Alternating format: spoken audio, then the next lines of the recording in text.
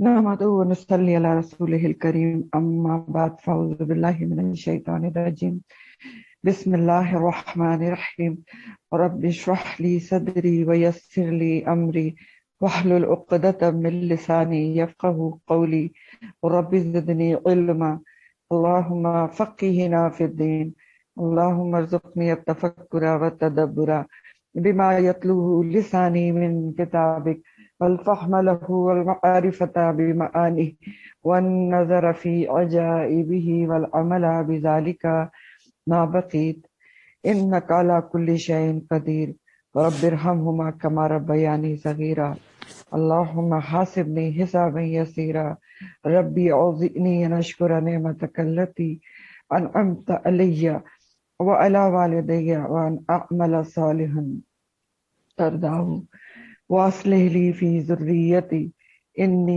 تبت الیک وانی من المسلمین آمین یا رب العالمین۔ السلام علیکم ورحمۃ اللہ وبرکاتہ۔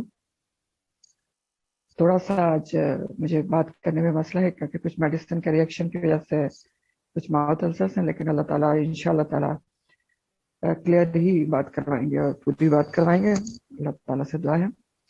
چلیں آج کی تفسیر آپ کی آیت نمبر 160 سورہ النساء 160۔ فَبِظُلْمٍ اور بوجہ ظلم کے، من الذین ان لوگوں کی طرف سے، ہادو جو یہودی بن گئے، حرمنا حرام کر دی ہم نے، اللہ تعالیٰ فرما رہے ہیں، علیہم ان پر، کن پر؟ جو یہودی بن گئے۔ کیا حرام کر دی؟ طیبات پاکیزہ چیزیں، طیب چیزیں، اوہلت جو حلال کی گئی تھی، لہم ان کے لیے۔ طیبات کس کو کہتے ہیں؟ ظاہری طور پر جو صاف ستھری پاکیزہ تازی چیز ہو، دیکھنے سونگنے میں خوشگوار ہو، اور باطنی طور پر حلال ہو، اور کسب حلال یعنی کمائی بھی اس کی حلال ہو۔ تو اللہ تعالیٰ یہاں فرما رہے ہیں کہ ظلم کی وجہ سے ان لوگوں کے جو یہودی بن گئے، سرکشی اور ظلم کی وجہ سے ان لوگوں کے جو یہودی بن گئے۔ ایک تو بات یہ ہے کہ دیکھیں ہادو جب بھی آتا ہے نا تو وہاں لکھا تھا یہودی بن گئے، تو یہ خود سے یہودی بن گئے تھے۔ اللہ تعالیٰ نے تو کسی کو بھی یہودی نصرانی نہیں پیدا کیا نا، یہ آپ جانتے ہیں نا۔ ہر نبی جو ہے وہ دین اسلام لے کر آیا تھا، اور بعد میں لوگوں نے تحریف کر کے نئے دین بنا لیا، ادھیان بنا لیا۔ تو اللہ تعالیٰ فرما رہے ہیں کہ ان کے ظلم کی وجہ باوجہ ان کے ظلم کے، جو خود سے یہودی بن گئے تھے، جنہوں نے یہودیت اختیار کر لی تھی، ان کے ظلم کی وجہ سے، ان کی سرکشی نافرمانی کی وجہ سے، بعض طیب چیزیں، حلال چیزیں جو ان کے اوپر حلال کی گئی تھی، پاکیزہ چیزیں، احلت لہم وہ حرام کر دی گئی ان کے اوپر۔ اور ان کے جرائم کیا تھے، وہ اس کی ایک لسٹ بتائی جا رہی ہے کہ کس وجہ سے ان کے اوپر جو حلال چیزیں تھیں، پہلے حلال تھیں لیکن بعد میں ان کی سرکشی کی وجہ سے حرام کر دی گئی۔ تو یہ بات احلت لہم جو حلال کی گئی تھیں لیکن بعد میں حرام کر دی گئی۔ تو ان کے جرم کی ایک لسٹ بتائی جا رہی ہے۔ نمبر 1 وجہ تو بتائی جا رہی ہے وَبِظُلْمٍ بوجہ ان کے ظلم کے، من الذین ہادو۔ دوسری وجہ بتائی جا رہی ہے وَبِصَدِّهِمْ اور بوجہ ان کے روکنے کے، صدہ، سواد دال دال، صدہ کا مطلب ہوتا ہے خود بھی رکنا ہوتا ہے اور دوسرے کو بھی روکنا۔ تو دوسرا جرم ہے وَبِصَدِّهِمْ بوجہ ان کے روکنے کے، عن سبیل اللہ کثیرا اللہ کے راستے سے بہت زیادہ، ٹھیک ہے، اس وجہ سے بھی ان کے اوپر حلال چیزیں حرام کر دی گئیں۔ تیسری وجہ ہے وہ اخذہم الربا اور بوجہ لینے کے ان کے ربا، سود، ربا سود کو کہتے ہیں، آپ پیچھے پڑ چکے ہیں۔ بوجہ ان کے سود لینے کے، یہود کے، ان کے اوپر حلال چیزیں حرام کر دی گئیں۔ وقت نہو انہو حالانکہ وہ روکے گئے تھے اس سے، کس سے روکے گئے تھے؟ سود لینے سے۔ سود جو ہے وہ یہود پر بھی حرام تھا، بنی اسرائیل پر، جیسے ہم پر حرام ہے۔ اور نہو جو ہے یہ نہیں سے ہے اور ماضی مجہول کا صیغہ ہے۔ چوتھا جرم کیا تھا؟ وہ اکلہم اور بوجہ ان کے کھانے کے، اموال الناس لوگوں کا مال، بالباطل باطل طریقے سے۔ یہ 4 وجوہات تھیں جن کی وجہ سے ان کے اوپر جو حلال چیزیں تھیں وہ بھی حرام کر دی گئیں۔ اب حرمنا علیہم طیبات کب حرام کی گئی تھیں؟ دیکھیں، ایک تو نزول جو ہوا تھا نا تورات کا، اس سے پہلے، نزول تورات سے پہلے کچھ چیزیں یہود کے اوپر، یہ بنی اسرائیل کے اوپر حلال تھیں. صحائف وغیرہ اترے تھے نا موسیٰ علیہ السلام پہ، تو اس کے تحت کچھ چیزیں ان کے اوپر حلال تھیں، لیکن ان کی مسلسل نافرمانی اور سرکشی کی وجہ سے جب تورات کا نزول ہو رہا تھا تو اس وقت وہ ان پر حرام کر دی گئی، ان کی بات یہی نافرمانیوں اور سرکشیوں کی وجہ سے. اور کچھ چیزیں خود ہی انہوں نے اپنے اوپر حرام کر لی تھی، اور یہ بھی بطور سزا ہی تھا ان کے اوپر. پہلی وجہ بھی بطور سزا تھی، اور دوسری انہوں نے خود جو اپنے اوپر حرام کر لی، خود ساختہ شریعت سازی کر کے. خود کیسے حرام کی تھی آپ پیچھے پڑھ چکے ہیں سورہ آل عمران میں کہ کل الطعام، سارے کھانے، کانا حل لبنی اسرائیل، سارے کھانے بنی اسرائیل کے پر حلال تھے، الا من حرم اسرائیل، الا ما حرم اسرائیل علی نفسہ، مگر وہ جو اسرائیل نے اپنے اوپر، اپنے نفس کے اوپر حرام کر لیے تھے. یعنی کچھ چیزیں ایسی تھیں جو یعقوب علیہ السلام، ان کا لقب تھا اسرائیل، انہوں نے اپنی ذاتی وجوہات کے بنا پر اونٹ کا گوشت اور دودھ وغیرہ نہیں پیتے تھے، ان کو کوئی بیماری تھی یا کچھ کہا جاتا ہے کچھ ایسا تھا، تو انہوں نے پرسنلی وہ چیزیں نہیں کھاتے تھے، لیکن جو بنی اسرائیل تھے انہوں نے ان کو فالو کر کے خود سے ہی اللہ کے حکم کے اگینسٹ یہ حلال چیزیں اپنے اوپر حرام کر لی تھی. تو یہ بھی ایک سزا ہی تھی نا کہ اونٹ اور اس کا دودھ وغیرہ سب حلال چیزیں حرام کر لی تھی. تو اس سلسلے میں سورہ الانعام میں بھی اللہ تعالیٰ فرماتے ہیں کہ یہود کے اوپر کچھ چیزیں حرام کر دی گئی تھی. سورہ الانعام کی آیت نمبر 146 ہے، الانعام 146، ترجمہ میں آپ کو بتا رہی ہوں کہ اور ان یہودیوں کے اوپر ہم نے تمام ناخن والے جانور حرام کر دیے تھے. ذی ظفر کا نام آتا ہے جانوروں کے لیے، ذی ظفر، وہ حرام کر دیے تھے. اور گائے اور بکری میں سے ان کی چربی ہم نے ان پر حرام کر دی تھی. اب گائے اور بکری کی چربی ہمارے پر تو حرام نہیں ہے، ان پر بطور سزا حرام کی گئی تھی، اور اس سوائے اس چربی کے جو ان کی پیٹھ پر لگی ہوتی تھی یا اتڑیوں پر یا ہڈی کے ساتھ ملی ہوئی ہوتی تھی، تو باقی ساری چربی ان کے اوپر حرام تھی. تو یہ چیزیں کیوں حرام کی گئی تھی؟ سورہ الانعام میں اللہ تعالیٰ بتاتے ہیں ذالک جزیناہم ببغیہم، یہ ان کی سزا تھی بوجہ ان کی بغی کے، ان کی سرکشی کے، تو ان کو ہم نے سزا دی اور یقیناً ہم سچے ہیں. تو یہ سورہ الانعام کی آیت کا ترجمہ تھا 146 کا، اور اللہ تعالیٰ نے کہا کہ تمام ناخن والے جانور ان پر حرام کیے گئے تھے. ذی ظفر جو ہے اس کا ناخن والے جانور کا کیا مطلب ہے؟ یعنی ذی ظفر کہتے ہیں ایسے جانور جن کی انگلیاں پھٹی ہوئی نہ ہوں، آپس میں جڑی ہوئی ہوں، جیسے اونٹ ہوتا ہے، آپ نے دیکھا نا بیچ میں ایک جھلی ہوتی ہے، اور جیسے شتر مرغ اور بطخ وغیرہ، تو یہ ان کے اوپر حرام کر دیے گئے تھے. ہمارے پر تو نہیں ہے نا، بطور سزا. تو اللہ سبحانہ تعالیٰ یہاں 4 جرائم ان کے بتا رہے ہیں یہود کے، جن کی وجہ سے حلال چیزوں سے وہ محروم کر دیے گئے. غور طلب جرائم ہیں ہمارے لیے بھی. نمبر 1 وہ بظلم، ان کے ظلم کی وجہ سے. ظلم کیا تھا؟ سرکشی، بغاوت، ظالمانہ حرکتیں. کتنی ظالمانہ حرکتیں تھیں آپ کو بتائیے کہ اس سے بڑا ظلم اور سرکشی کیا ہو سکتی ہے کہ بنی اسرائیل نے انبیاء تک کو ناحق قتل کر دیا، 300 سے زیادہ انبیاء کو. اور پھر کبھی کہتے تھے کہ ہم تو نہیں جہاد کرتے، تم اور تمہارا خدا جا کے جہاد کرو، تم اور تمہارا اللہ، ہم تو یہیں بیٹھے ہیں. تو یہ سارا ظلم اور سرکشی تھی.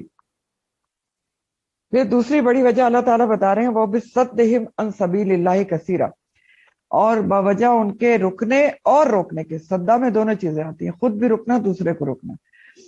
باوجہ خود رکنے کے اور دوسروں کو روکنے کے. کس سے؟ عن سبیل اللہ کثیرا، اللہ کی راہ سے بہت زیادہ روکنے کی وجہ سے. تو اللہ کی راہ سے کیسے یہود روکتے تھے اور خود بھی رکتے تھے؟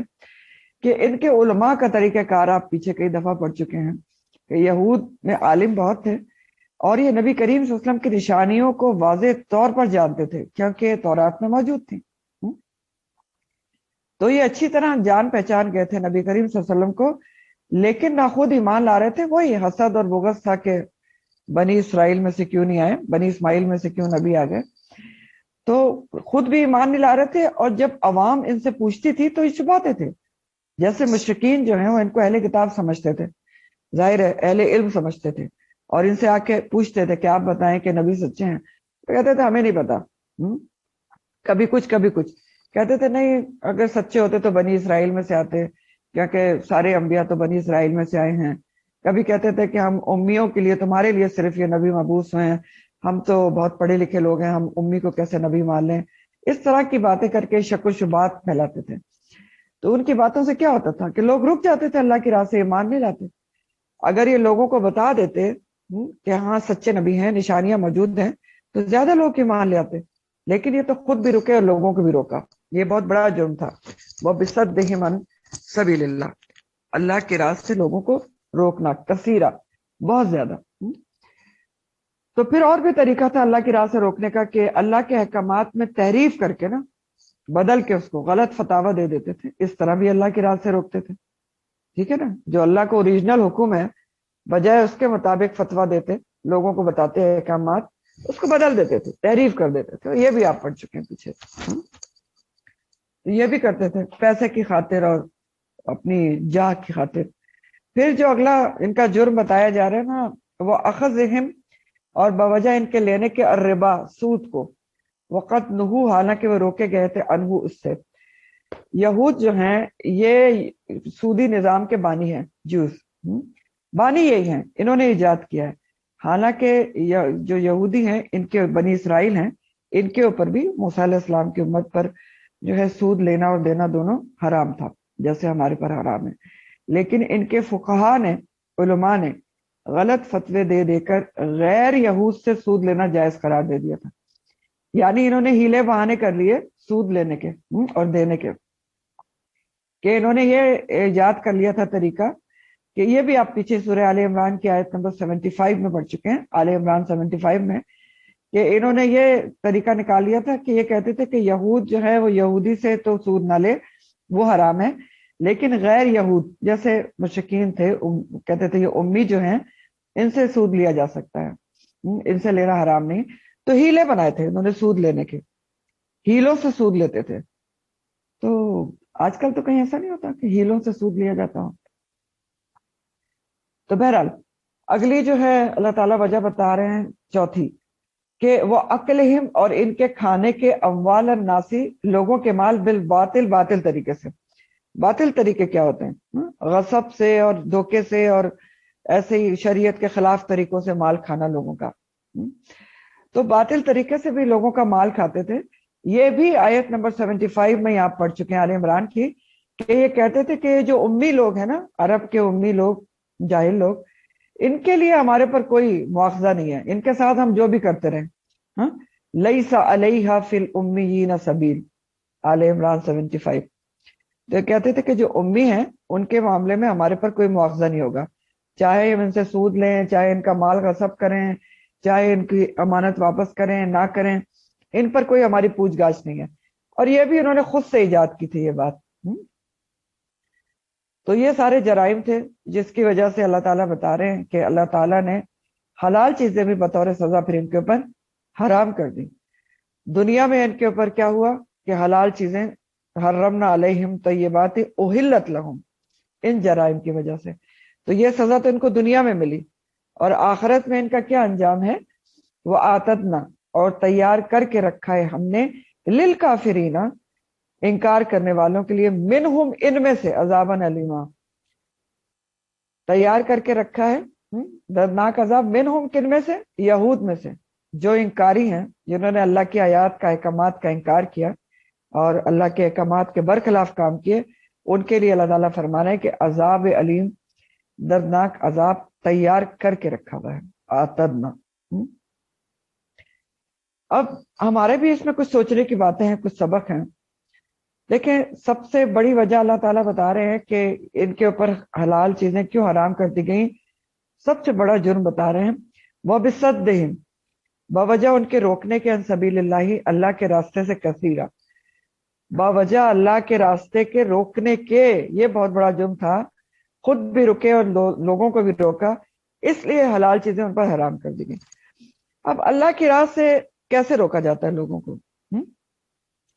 دو طریقوں سے آپ روک سکتے ہیں لوگوں کو اللہ کی راہ سے، اللہ کی راہ پر چلنے سے، اللہ کی راہ پر جانے سے. ڈائریکٹلی روکا جا سکتا ہے اور انڈائریکٹلی روکا جا سکتا ہے. ڈائریکٹلی کیسے روکتے ہیں؟ کہ لوگوں کو آپ ایسے کام میں اپنے ساتھ انوالو کر لیں جو اللہ کے احکامات کے برخلاف ہوں. اور لوگ اس سے موٹیویٹ ہو جائیں کہ اچھا یہ بھی تو کر رہے ہیں تو چلیں ہم ان کے ساتھ مل کے کر سکتے ہیں تو ہم خود بھی کر سکتے ہیں. اللہ کے احکامات کے خلاف کام، بجائے اس کے کہ آپ موٹیویٹ کریں کہ اللہ کے احکامات کے مطابق لوگ چلیں، آپ ان کو اللہ تعالیٰ کے احکامات کے خلاف کاموں میں انوالو کر لیں اور لوگوں کو اللہ کے جو احکامات کے خلاف کام ہیں ان کو مزین کر کے پیش کریں کہ وہ اس میں انوالو ہوں اور اس کی طرف مائل ہوں. تو یہ کیا ہے؟ ڈائریکٹلی اللہ کی راہ سے روکنا ہے. اب یہ آپ خود سوچ سکتے ہیں کہ ایسے کون سے کام ہوتے ہیں کہ ہم لوگوں کو مائل کرتے ہیں وہ اللہ اور رسول کے حکم کے خلاف ہیں، اور لوگوں کو انوالو کرتے ہیں اس میں، اور لوگ اس سے موٹیویٹ ہوتے ہیں کہ ہم بھی اس قسم کے کام کریں. تو سوچیے گا بہت سارے کام ایسے ہوتے ہیں. تو یہ ڈائریکٹلی روکنا ہو جاتا ہے، اور یہ تو ہاتھ سے روکنا ہو جاتا ہے کہ آپ نے ہاتھ سے روک دیا، ایفرٹ سے روک دیا نا لوگوں کو، کہ آپ نے اس طرف مائل کر دیا بجائے اس کے کہ وہ ڈائریکشن ہی چینج کر دی نا لوگوں کی.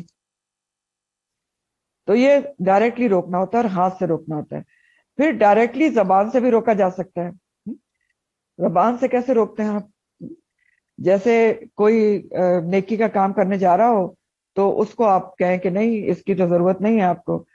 فار ایگزامپل بہت بڑی مثال ہے کہ قرآن پڑھنے کو جانا چاہتا ہے، کوئی ادارہ جوائن کرنا چاہتا ہے، کوئی کلاس جوائن کرنا چاہتا ہے، تو ایسی باتیں عام سننے میں آتی ہیں کہ اس کو فرمایا جائے گا کہ نہیں آپ کو کیا ضرورت ہے، آپ خود پڑھی لکھی نہیں ہے، آپ خود پڑھ لیں، فلاں تفسیر پڑھ لیں اور فلاں تفسیر پڑھ لیں اور فلاں کو سن لیں، یہ کر لیں، تو کیا ضرورت ہے. پھر یہ بھی کہا جاتا ہے کہ آپ جن سے پڑھنے جا رہی ہیں ان کا کوئی مسلک کا آپ کو پتا ہے. قرآن کا کیا مسلک ہوتا ہے مجھے تو آج تک یہ نہیں سمجھ آئی. تو اس طرح کی بہت ساری باتیں ہوتی ہیں وغیرہ وغیرہ. پھر اس طرح بھی زبان سے ڈائریکٹلی روکا جاتا ہے کہ اگر آپ کسی کی مدد کرنا چاہتے ہیں، کوئی چیریٹی کرنا چاہتے ہیں، تو اس کے لیے ہزار ریزنز پیش کی جاتی ہیں. تمہیں پتہ بھی ہے وہ جینون ہے نہیں ہے، فلاں فراڈ ہے، اس کو عادت ہے، اس کو نہیں ہے. دیکھیں تھوڑی بہت تحقیق کرنا چاہیے لیکن بہت زیادہ ان باتوں میں نہیں پڑنا چاہیے. جب آپ صدقہ دینے جا رہے ہیں یا چیریٹی کر رہے ہیں، کیا اللہ تعالیٰ ہمارے بارے میں اتنی تحقیق کرتے ہیں کہ ہمیں ضرورت ہے نہیں ضرورت ہے؟ دے دیتے ہیں نا اللہ تعالیٰ. اور پھر آپ کو پتا ہے کہ اس سلسلے میں ایک حدیث ہے، وہ بہت لمبی ہے، میں آپ کو صرف مختصر بتاؤں گی صدقے کے سلسلے میں. اور اسی سلسلے میں کہ جو ہم جو روکنے والے بن جاتے ہیں نا ڈائریکٹلی کہ نہ دو، اور تمہیں کیا پتا ہے وہ تو فلاں عادی ہے اور وہ جینون نہیں ہے اور وہ مدرسے والے تو یہ کرتے ہیں اور وہ کرتے ہیں. تو آپ دیکھیں وہ حدیث کا مفہوم اس طرح سے کہ ایک شخص تھا وہ رات کو صدقہ لے کے نکلا، اس نے ایک عورت کو دے دیا. صبح پتا چلا کہ وہ تو طوائف تھی، تو وہ بہت ہی پریشان ہوا، اس نے کہا یہ تو بڑا غلط ہو گیا. دوسرے دن پھر نکلا تو پھر اس نے چور کو دے دیا، اس کو نہیں پتا چلا، پھر وہ بڑا پریشان ہوا. ٹھیک ہے، تیسرے دن نکلا پھر اسی طرح، پتا نہیں اب تیسرا مجھے یاد نہیں آ رہا، کچھ وہ بھی کوئی غلط ہی بندہ تھا جس کو اس نے دے دیا. یہ حدیث ابھی مجھے یاد آئی ہے، لکھی ہوئی نہیں ہے میں نے. تو اب کیا ہوا کہ بہرحال 3 دن اس نے غلط لوگوں کو دے دیا صدقہ. تو بہت پریشان ہوا، روتا رہا کہ میں تو 3 دفعہ میں نے صدقہ دیا ہے، غلط لوگوں کو دے دیا. تو اس کو چوتھے دن خواب میں آیا کہ اس کو بتایا جا رہا ہے کہ تمہارے تمام صدقات قبول ہو گئے. کیوں؟ کیونکہ جو عورت تھی وہ طوائف تھی لیکن اس نے تمہارے صدقے لینے کی وجہ سے اس کو شرم آئی اور اس نے بدکاری چھوڑ دی. اور اسی طرح چور نے چوری چھوڑ دی، اور تمہاری جو نیت ہے اس کا تمہیں ثواب ملے گا. تو بات یہ ہے کہ نیت کا ثواب ہوتا ہے. یہ بھی بہت غور طلب بات ہے، ہمیں بلا وجہ اللہ کی راہ سے روکنے والا نہیں بننا چاہیے. اور یہ بھی بہت ہوتی ہے، بہت بات یہ ہوتی ہے، بعض لوگوں کو عادت ہوتی ہے کہ وہ ایسی باتیں ضرور کرتے ہیں کہ نہیں ان کو نہ دیں تو وہ جانور نہیں ہے اور وہ فلاں اور یہ ہے اور فلاں وہ ہے. تو یہ آپ ڈائریکٹلی روکنے والے بن جاتے ہیں زبان سے. تو اللہ کی راہ سے روکنا ڈائریکٹلی ہاتھ سے بھی ہوتا ہے، جیسے میں نے آپ کو بتا دیا کہ ایفرٹ سے، یعنی ہاتھ سے، کہ آپ ایفرٹس کرتے ہیں لوگوں کو ایسے کام میں انوالو کرنے کی کہ جو اللہ کی راہ کے اگینسٹ جا رہے ہوتے ہیں، اور لوگوں کو مائل کرتے ہیں کہ آپ بھی یہ کام کریں، موٹیویٹ کرتے ہیں. اور زبان سے میں نے آپ کو بتا دیا. اب ایک ہوتا ہے انڈائریکٹلی روکنا اللہ کی راہ سے، اور یہ ہمارے لیے سمجھنا بہت ہی ضروری ہے، اور میں بار بار آپ کو سمجھاتی ہوں اور سمجھاتی رہوں گی. انڈائریکٹلی انسان کیسے روکتا ہے؟ اپنے عمل سے روکتا ہے. اور اس کی بہترین مثال قرآن سے جڑے ہوئے لوگ ہوتے ہیں. جو قرآن سے جڑے لوگ ہوتے ہیں، پڑھنے والے یا پڑھانے والے، اگر وہ کوئی غلط رویہ، غلط بات، غلط عمل کرتے ہیں تو وہ دوسروں کو قرآن سے جڑنے سے ایک طرح سے روک دیتے ہیں. سوچ کے دیکھیں، کیونکہ جو قرآن سے جڑا نہیں ہے وہ آپ کے غلط رویے کو دیکھ کے، آپ کی غلط بات کو سن کے، آپ کی غلط زبان کو سن کے، آپ کے غلط اخلاق کو دیکھ کر قرآن سے دور ہو سکتا ہے. وہ کہتا ہے یہ پڑھ پڑھا کے بھی ایسی ہیں، وہ سوچ سکتا ہے نا تو مجھے کیا ضرورت ہے کہ میں پڑھوں. اور لوگ ایسے کہتے بھی ہیں کہ وہ پڑھ پڑھا کے بھی ایسے ہیں تو ہمیں کیا ضرورت پڑی کہ ہم پھر پڑھتے پھریں. اب کیا ہوا کہ آپ تو اللہ کی راہ سے روکنے والے بن گئے. نہ کہ آپ کا اخلاق کردار ایسا ہو کہ لوگ موٹیویٹ ہو کہ دیکھو یہ کیا سے کیا ہو گئی، انہوں نے قرآن پڑھا تھا تو میں بھی پڑھوں. تو بار بار آپ کو بتاتی ہوں کہ قرآن پڑھنے پڑھانے والے دراصل اللہ کے اور قرآن کے سفیر ہوتے ہیں، ایمبیسڈر ہوتے ہیں. انہیں اپنے اخلاق کا، کردار کا، اعمال کا، زبان کا، رہن سہن کا، پہننے اوڑھنے کا، رسم و رواج کا پوری طرح خیال رکھنا پڑتا ہے. اہم ترین بات ہے، اس کو آپ سمجھ لیں اور سن لیں، ٹھیک؟ کیونکہ اگر میں آپ کو قرآن پڑھا رہی ہوں اور آپ قرآن پڑھ رہے ہیں تو میرا ہر عمل، میرا ہر رسم و رواج، میری ہر بات، میرا اور آپ کا اوڑھنا پہننا، یہ ہر چیز لوگوں میں ایک تبلیغ کے طور پہ جا رہا ہے. اور اگر ہم کوئی غلط بات کرتے ہیں، کوئی غلط رسم کرتے ہیں، کوئی غلط ڈریسنگ کرتے ہیں، غلط زبان استعمال کرتے ہیں تو ہم لوگوں کو اللہ کی راہ سے روکنے والے بن سکتے ہیں کہ لوگ یہ سمجھیں گے کہ تو قرآن پڑھ کے بھی ایسے ہیں. تو اگر سب پڑھ پڑھا کر بھی ہم غیبت نہیں چھوڑتے، گوسپس میں دلچسپی لیتے ہیں، چگلی نہیں چھوڑتے، ہماری زبان اچھی نہیں ہوتی، ہماری زبان سے غلط الفاظ نکلنا بند نہیں ہوتے، اخلاق کردار ہمارا نہیں بدلتا، رسم و رواج ہمارے قرآن کے مطابق نہیں ہوتے، ہمارا پہننا اوڑھنا قرآن کے مطابق نہیں ہوتا، تو سمجھ لیں کہ ہم نے علم کو حاصل نہیں کیا، حصول نہیں کیا علم کا. بس ایز اے نالج قرآن کی آپ نے کو پڑھ لیا. حصول علم کا تب ہوتا ہے جب علم عمل میں آتا ہے. اور یہ بہت ضروری بات ہے. اللہ تعالیٰ یہاں پر کیا کہہ رہے ہیں آپ سوچیں، آیت دیکھیں کہ حلال چیزیں کس وجہ سے حرام کر دی گئی کہ اللہ کی راہ سے روکتے تھے. تو کیا یہ صرف یہود کے لیے ہیں آیات، اور کسی زمانے کے لیے نہیں ہے؟ آج کے زمانے کے لیے نہیں ہے، ہمارے لیے نہیں ہے، قرآن قیامت تک کے لوگوں کے لیے ہے. پھر دوسرا اہم سبق اس میں یہ بھی ہے کہ اللہ تعالیٰ یہ بتا رہے ہیں کہ جب کوئی قوم، کوئی لوگ حد سے گزر جاتی ہے، گناہوں میں بڑھتی چلی جاتی ہے، یہ سارے کام کرتی ہے جو یہاں پر مینشن ہوئے ہیں، ظلم کرتی ہے ایک دوسرے کے اوپر، اللہ کے راہ سے روکتی ہے، سود لیتی ہے، باطل طریقے سے لوگوں کا مال کھاتی ہے، تو پھر اس کی سزا کیا ہوتی ہے کہ ان کے اوپر جو حلال چیزیں ہیں وہ بھی کھانا مشکل ہو جاتا ہے. ہاں، گرانی یا مہنگائی بہت زیادہ ہو جاتی ہے، یا قلت کی وجہ سے ایسی قوم پھر نعمتوں سے محروم ہو جاتی ہے. تو اب آپ سوچیں، آج مہنگائی اپنی حدوں کو چھو رہی ہے، چیزوں کی قلت بھی ہے. بہت سوچنے کی بات ہے ہمارے لیے. جو چیزیں ہم پہلے ایکسپورٹ کرتے تھے وہ آج ہم امپورٹ کر رہے ہیں. مہنگی ترین گندم ہم ایکسپورٹ کرتے تھے، ابھی ہمیں خود لالے پڑے ہوئے ہیں.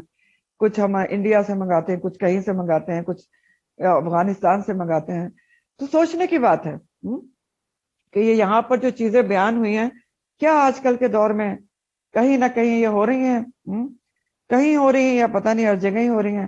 اللہ کی راہ سے روکنا کثیرہ، وہ اخذہم الربا، ربا کھانے کی وجہ سے لوگوں کا مال باطل طریقے سے کھانا، لوگوں پر ایک دوسرے کے اوپر ظلم کرنا کسی بھی طریقے سے، بد زبانی کر کے، حقوق غصب کر کے، کچھ بھی. تو یہ بھی سوچنے کی باتیں ہیں. پھر ایسا بھی ہوتا ہے کہ انفرادی طور پر بھی جو انسان گناہ کرتا ہے، نافرمانی کرتا ہے اللہ تعالیٰ کی، تو اس گناہ کی وجہ سے کوئی ملتی بھی نعمت اللہ کی اس سے روکی جا سکتی ہے دنیا میں بھی. یہ بھی اس آیت سے پتہ چل رہا ہے. ملتی بھی نعمت روکی جا سکتی ہے نافرمانی اور گناہ کی وجہ سے. اور کبھی ایسا بھی ہوتا ہے کہ جب انسان اللہ تعالیٰ کی نعمتوں کی شکر گزاری نہیں کرتا، ہاں، ان کو فار گرانٹیڈ لیتا ہے، تو شکر گزاری ہے ہی نہیں، نعمت کو نعمت ہی نہیں سمجھ رہے ہیں.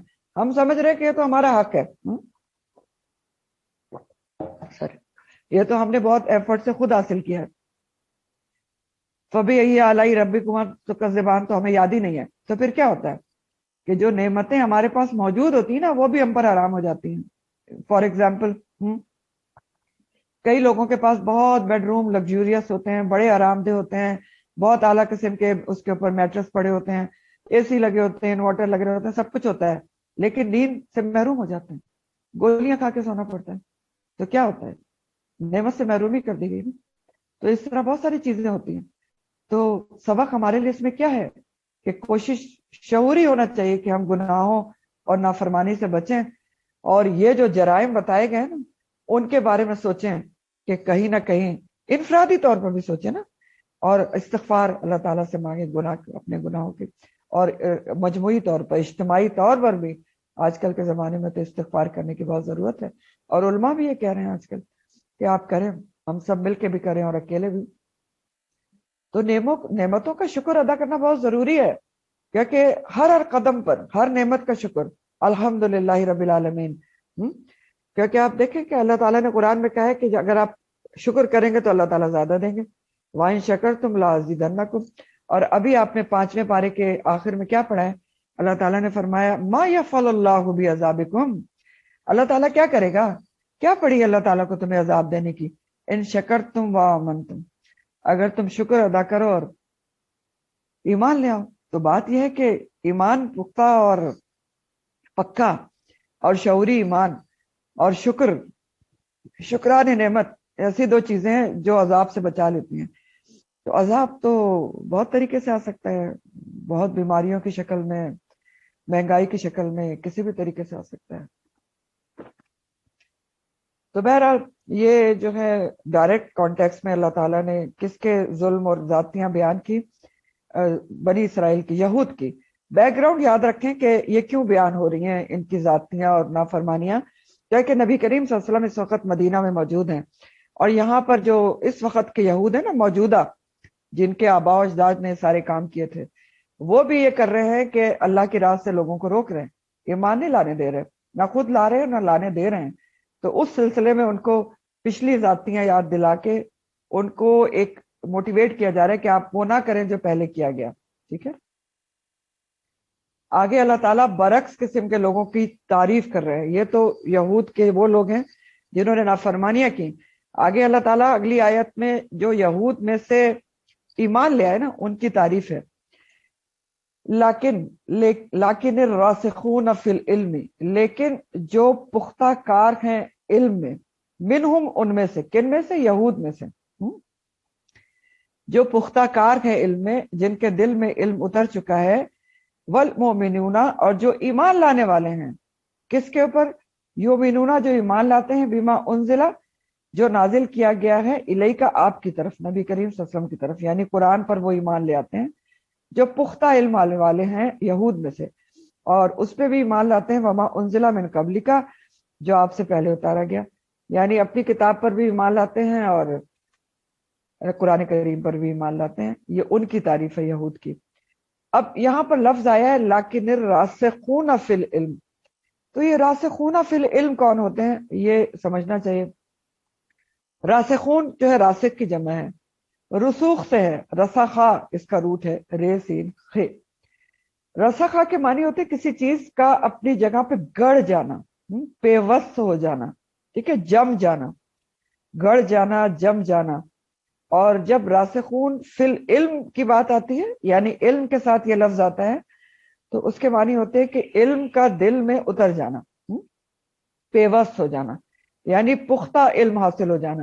ترجمہ لکھا ہے نا، جو پختہ کار ہے علم میں، تو اس کا مقصد ہوتا ہے راسخون فی العلم، وہ ہوتے ہیں جو علم جن کے دل میں اتر چکا ہے، اب اس کو کوئی اپنی جگہ سے ہٹا نہیں سکتا، ہلا نہیں سکتا، پختہ ہو چکا ہے علم، دل میں گڑ چکا ہے نا، جڑیں مضبوط ہو چکی ہیں، تو وہ نہیں، اس علم ان کا پھر ڈل مل نہیں ہو سکتا، اپنی جگہ سے ہٹ نہیں سکتا۔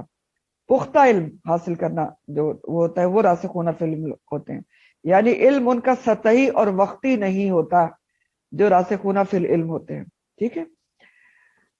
تو اللہ تعالیٰ کہہ رہے ہیں کہ لیکن الراسخون فی العلم منہم، ان میں سے، جو علم میں راسخ ہیں، پختہ کار ہیں، ان میں سے یعنی یہود میں سے، جن کو علم پر قدرت حاصل ہے، جن کے دل میں علم اتر چکا ہے، عمل میں آ چکا ہے، جن کا علم سطحی وقتی اور ادھورا علم نہیں ہے، وہ اللہ تعالیٰ وہ اس پر بھی ایمان لے آتے ہیں جو ان کے اوپر اتارا گیا، اور اس پر بھی ایمان لے آئے جو نبی کریم صلی اللہ علیہ وآلہ وسلم پر اتارا گیا۔ تو یہ اللہ تعالیٰ کا یہاں پر آپ کو انصاف بھی نظر آ رہا ہے بہت بڑا، کہ یہود کی صرف نافرمانیاں نہیں بیان ہو رہی جو ان میں سے ایمان لانے والے ہیں ان کی تعریف بھی کی جا رہی ہے کہ یہودیوں میں سے جو علم میں پختہ کار ہیں، جب انہوں نے نبی کریم صلی اللہ علیہ وسلم کے اندر نشانیاں دیکھ لیں جو ان کی کتاب میں موجود تھیں، تو وہ آپ صلی اللہ علیہ وسلم پر ایمان لے آئے، قرآن پر بھی ایمان لے آئے، کیونکہ ان کی اپنی کتاب میں بھی ان کا علم پختہ تھا، وقتی اور سطحی نہیں تھا۔ اپنی کتاب کا بھی علم تورات کا ان کے دل میں اترا ہوا تھا، تو نشانیاں ان کو یاد تھیں اور دل میں اترا ہوا تھا، تو انہوں نے فوراً نشانیاں دیکھ کے ایکسپٹ کر لیا کہ یہ وہی نبی ہیں جن کا ہماری تورات میں ذکر اور ایمان لے آئے۔ تو یہود جو ہے نا، ان میں علماء تو بہت سے تھے لیکن راسخون فی العلم بہت کم تھے۔ وہ زیادہ 2 نمبر عالم تھے، جیسے آپ نے پڑھا نا کہ وہ غلط فتاوی دیتے تھے اور تبدیل کر دیتے تھے اور اللہ کی آیات کو ثمناً قلیلا بیچ دیتے تھے وغیرہ وغیرہ۔ تو یہ جو راسخون فی العلم علماء تھے نا، جن کے دل میں علم اترا ہوا تھا اور جو ایمان لائے، وہ گنتی کے تھے، چند تھے۔ اور ان میں عبداللہ بن سلام عالم، مشہور عالم ہیں جو ایمان لائے تھے، عبداللہ بن سلام اور ان کے بھائی، اور 2-4 اور نام ہیں، جیسے حضرت سالبہ بن سایہ، سالبہ ہے سے بن سایہ، حضرت زید بن سایہ، حضرت اسید بن عبید۔ یہ لوگ وہ ہیں جنہوں نے اسلام قبول کر لیا، نبی کریم صلی اللہ علیہ وسلم کی نبوت کا اقرار کر لیا تھا۔ تو اللہ تعالیٰ ان کی تعریف کر رہے ہیں اور ان کو راسخون فی العلم بتا رہے ہیں، اور آگے ان کی صفات بیان ہو رہی ہیں جو ایمان لانے والے ہیں۔ اور ان کی کیا صفات بیان ہو رہی ہیں؟ جو بھی ایمان لانے والے ہیں اپنی کتاب پر بھی اور اللہ تعالیٰ کی تمام الہامی کتابوں پر، ان میں جو خصوصیات ہوتی ہیں ان کی اللہ تعالیٰ بیان کر رہے ہیں آگے، بشمول یہود جو ایمان لے آئے، کہ ان میں یہ خصوصیات ہوتی ہیں۔ کیا خصوصیات ہوتی ہیں؟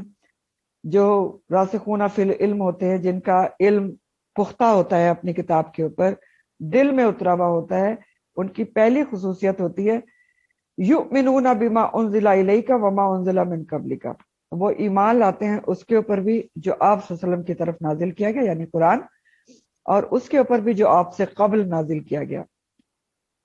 یعنی یہ وہ لوگ ہیں راسخون فی العلم جو تمام کتابوں اور رسولوں پر کھلے دل سے ایمان لاتے ہیں۔ ومقیمین الصلاۃ، اور نماز قائم کرنے والے۔ مقیمینہ جو ہے اسم فاعل جمع مذکر ہے، مقیم کی جمع ہے، مقیمونہ بھی آتا ہے اور مقیمینہ بھی آتا ہے، وہ نصبی اور جری حالت ہے، آپ کو پتا ہے۔ تو جو قائم کرنے والے ہوتے ہیں نماز کے، قائم کرنے والے نہ صرف خود پڑھتے ہیں بلکہ آس پاس کے لوگوں کی بھی نماز کو قائم کرواتے ہیں۔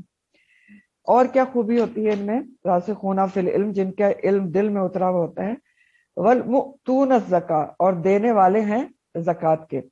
وہ تونا کا لفظ موتی کی جمع ہے، حمزہ تا یا روٹ ہے، موتی، موتی ہوتا ہے دینے والا، اور موتونا دینے والے زکوٰۃ۔ تو زکوٰۃ دینے والے ہوتے ہیں، مال کی زکوٰۃ ادا کرتے ہیں اور نفس کی بھی زکوٰۃ ادا کرتے ہیں، تزکیہ نفس کرتے ہیں۔ زکوٰۃ تو آپ کو پتہ ہے 2 طرح کی ہوتی ہے، مال کی بھی زکوٰۃ ہوتی ہے اور جان کی بھی زکوٰۃ ہوتی ہے۔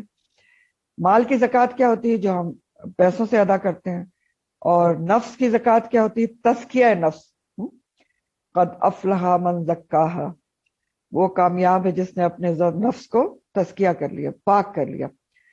تو یہ جو راسخون فی العلم ہوتے ہیں، یہ ان میں بڑی خوبی ہوتی ہے کہ جان اور مال دونوں کو صاف اور پاکیزہ رکھتے ہیں۔ پھر کیا کرتے ہیں؟ والمؤمنون، اور ایمان لانے والے ہیں، باللہ، اللہ پر، والیوم الاخر، اللہ اور یوم آخرت پر ایمان لاتے ہیں۔ اللہ پر ایمان لاتے ہیں یا نہیں؟ اللہ کی ذات، صفات، الوہیت، ربوبیت، عبودیت پر ایمان لاتے ہیں، اور یوم آخرت پر یقین رکھتے ہیں، یعنی مرنے کے بعد کے تمام معاملات، بعث بعد الموت، قبر وغیرہ، دوبارہ زندہ ہونا، اللہ کے حضور پیش ہونا، اعمال کا سوال جواب، ان سب پر یقین رکھتے ہیں۔ تو ایسے لوگوں کے لیے اللہ تعالیٰ فرما رہے اولئک، یہی وہ لوگ ہیں، سنؤتیہم، ان قریب ہم دیں گے ان کو، اجرن عظیما، بہت ہی عظیم اجر دیں گے۔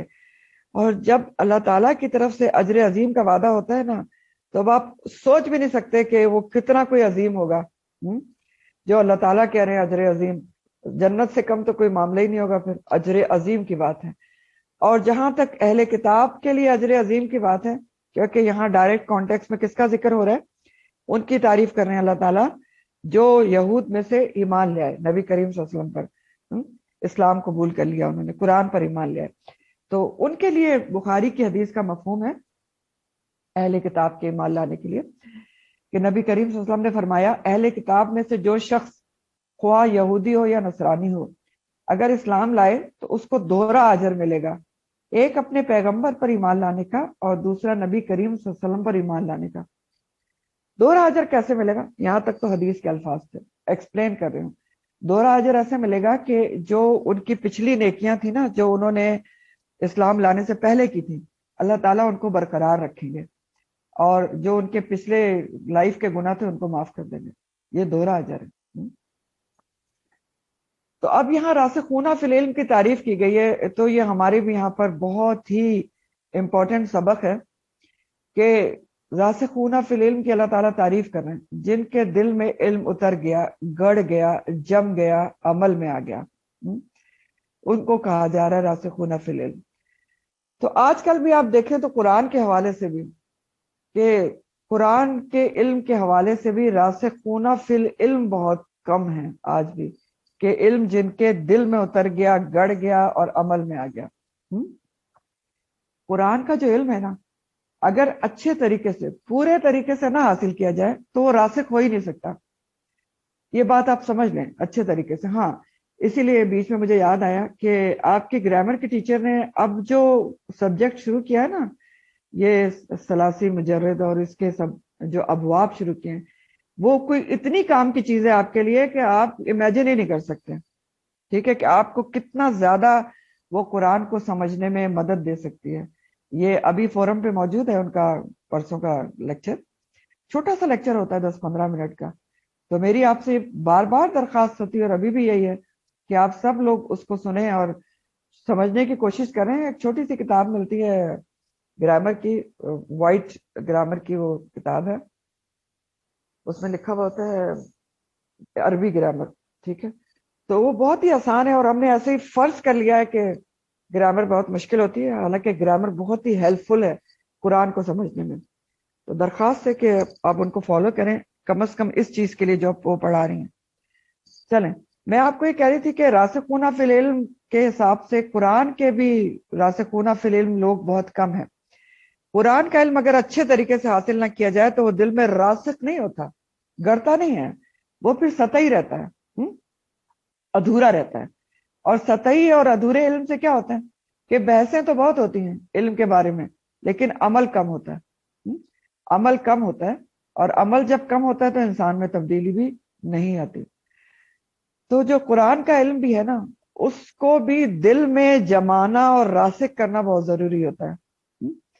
اور کسی بھی چیز کو دل میں جمانے کے لیے یا کہیں بھی جمانے کے لیے، راسخ کرنے کے لیے، گاڑنے کے لیے مین چیز کیا ہوتی ہے؟ یہ میں آپ کو بہت امپورٹنٹ چیز اچھے طریقے سے، سمپل طریقے سے سمجھانے کی کوشش کر رہی ہوں. فار ایگزامپل آپ کسی درخت کو لے لیں. جو درخت ہوتا ہے نا، وہ زمین کے اندر راسخ کیسے ہوتا ہے، گڑتا کیسے کہ اس کو کوئی آندھی نہ ہلا سکے، گڑا رہے وہ اپنی جگہ پر، کھڑا رہے اپنی جگہ پر، چاہے کچھ بھی ہو جائے. کس طریقے سے ہوتا ہے؟ جب اس کی جڑیں بہت زیادہ زمین کے اندر اتری ہوئی ہوتی ہیں، پیوست ہوتی ہیں، راسخ ہو جاتی ہیں. تو ایسا درخت کبھی بھی نہیں ہل پاتا. کیا کرتا ہے پھر وہ؟ چاہے لاکھ آندھی آئے، طوفان آئے، تو اس کو اپنی جگہ سے وہ ہٹا نہیں سکتے. تھوڑا بہت ہوا چلے گی، ادھر ادھر اس کی شاخیں ہلیں گی، لیکن واپس اپنی جگہ پہ آ جائیں گی. وہ اپنی جگہ سے ہٹ نہیں سکتا. یہ ہوتا ہے راسخ ہونا درخت کے حساب سے. تو جو مومن ہوتا ہے نا، صحیح ایمان والا انسان، مومن جو ہوتا ہے، خالی مسلم نہیں ہوتا اور صحیح مسلم بھی نہیں، جو مومن ہوتا ہے، صحیح مسلم ہو یا جو مومن ہو، وہ ہمیشہ راسخون فی العلم ہی ہوتا ہے. اس کے دل میں اللہ کا کلام، اللہ کا جو علم ہے وہ اترا ہوا ہوتا ہے. اب اس کی مثال میں آپ کو سورہ ابراہیم کی ایک آیت سے دیتی ہوں تو آپ کو بات اور سمجھ میں آئے گی. سورہ ابراہیم کی آیت نمبر 24 ہے، جس میں اللہ تعالیٰ نے مومن کی مثال دی ہی درخت سے ہے، درخت سے دی ہے، پاکیزہ درخت سے. اللہ تعالیٰ فرماتے ہیں، سورہ ابراہیم کی آیت ہے 24، الم ترى کیف، کیا تم نے دیکھا نہیں، ضرب اللہ مثلا، اللہ تعالیٰ ایک مسل بیان کرتا ہے، مثال بیان کرتا ہے کس کی؟ کلمتن طیبہ، پاکیزہ کلمے کی، پاکیزہ انسان کی، کا شجرتن طیبہ، جو پاکیزہ درخت کی طرح ہوتا ہے، ایسا درخت اصلها ثابتن، جس کی جو جڑ ہے، اصل کہتے ہیں جڑ کو، وہ بہت ہی ثابت ہوتی، گڑی ہوئی ہوتی ہے، وفرعھا، اور اس کی جو شاخیں ہوتی ہیں، فی السماء، وہ آسمان کی طرف بڑھتی رہتی ہیں، بڑھتی رہتی ہیں اوپر کی طرف، تو تی اکلہا، جو اپنا پھل دیتا ہے، کل حین، ہر موسم میں، بے اذن ربہا، اپنے رب کے اذن سے۔ تو کیا بتایا اللہ تعالیٰ نے؟ مومن کی مثال دی گئی ایک شجر طیبہ سے، پاکیزہ درخت سے، جس کی جڑ بہت ہی اندر گڑی ہوئی ہوتی ہے، جس کی شاخیں اوپر ہی اوپر جاتی رہتی ہیں، آگے ترقی کرتی رہتی ہیں ایمان کے اندر، اور جو ہر موسم میں اپنا پھل دیتا ہے، ہر موسم میں لوگوں کے لیے فائدہ مند ہوتا ہے۔ تو کیا پتا چل رہا ہے اس سے ہمیں کہ علم کو دل میں راسخ کرنے والا ہی اصل مومن ہے۔ یہ اس لیے میں نے آپ کو مثال بتائی ہے، آپ کو مثال سمجھ میں آ رہی ہے نا، کہ جو ایمان کی مضبوطی ہے نا، وہ جڑ پر ڈیپینڈ کرتی ہے کہ آپ کے دل میں قرآن کتنا اترا ہوا ہے، کتنا اس نے جڑیں پکڑی ہوئی ہیں آپ کے دل کے اندر۔ سطحی اور رسمی وقتی ایمان، وقتی جو علم ہے نا قرآن کا، وہ انسان کے اندر تبدیلی نہیں لاتا۔ سطحی اور وقتی علم تبدیلی نہیں لاتا۔ مکمل علم جو ہے نا، جو راسخ ہو جائے دل میں اتر کر، وہ انسان میں تبدیلی لاتا ہے، اور پھر وہ ایسا انسان پھر کبھی بھی کسی بھی آندھی سے نہیں ہلتا، اس کا ایمان نہیں ہلتا۔ تو جو راسخون فی العلم ہے نا، قرآن کے بارے میں راسخ کرنے کے لیے قرآن کے علم کو دو تین چیزیں بہت ضروری ہوتی ہیں۔ راسخ اگر آپ کرنا چاہتے ہیں، ویسے تو سطحی علم سبھی لے رہے ہوتے ہیں، لیکن راسخ کرنے کے لیے کیا چیزیں ضروری ہیں؟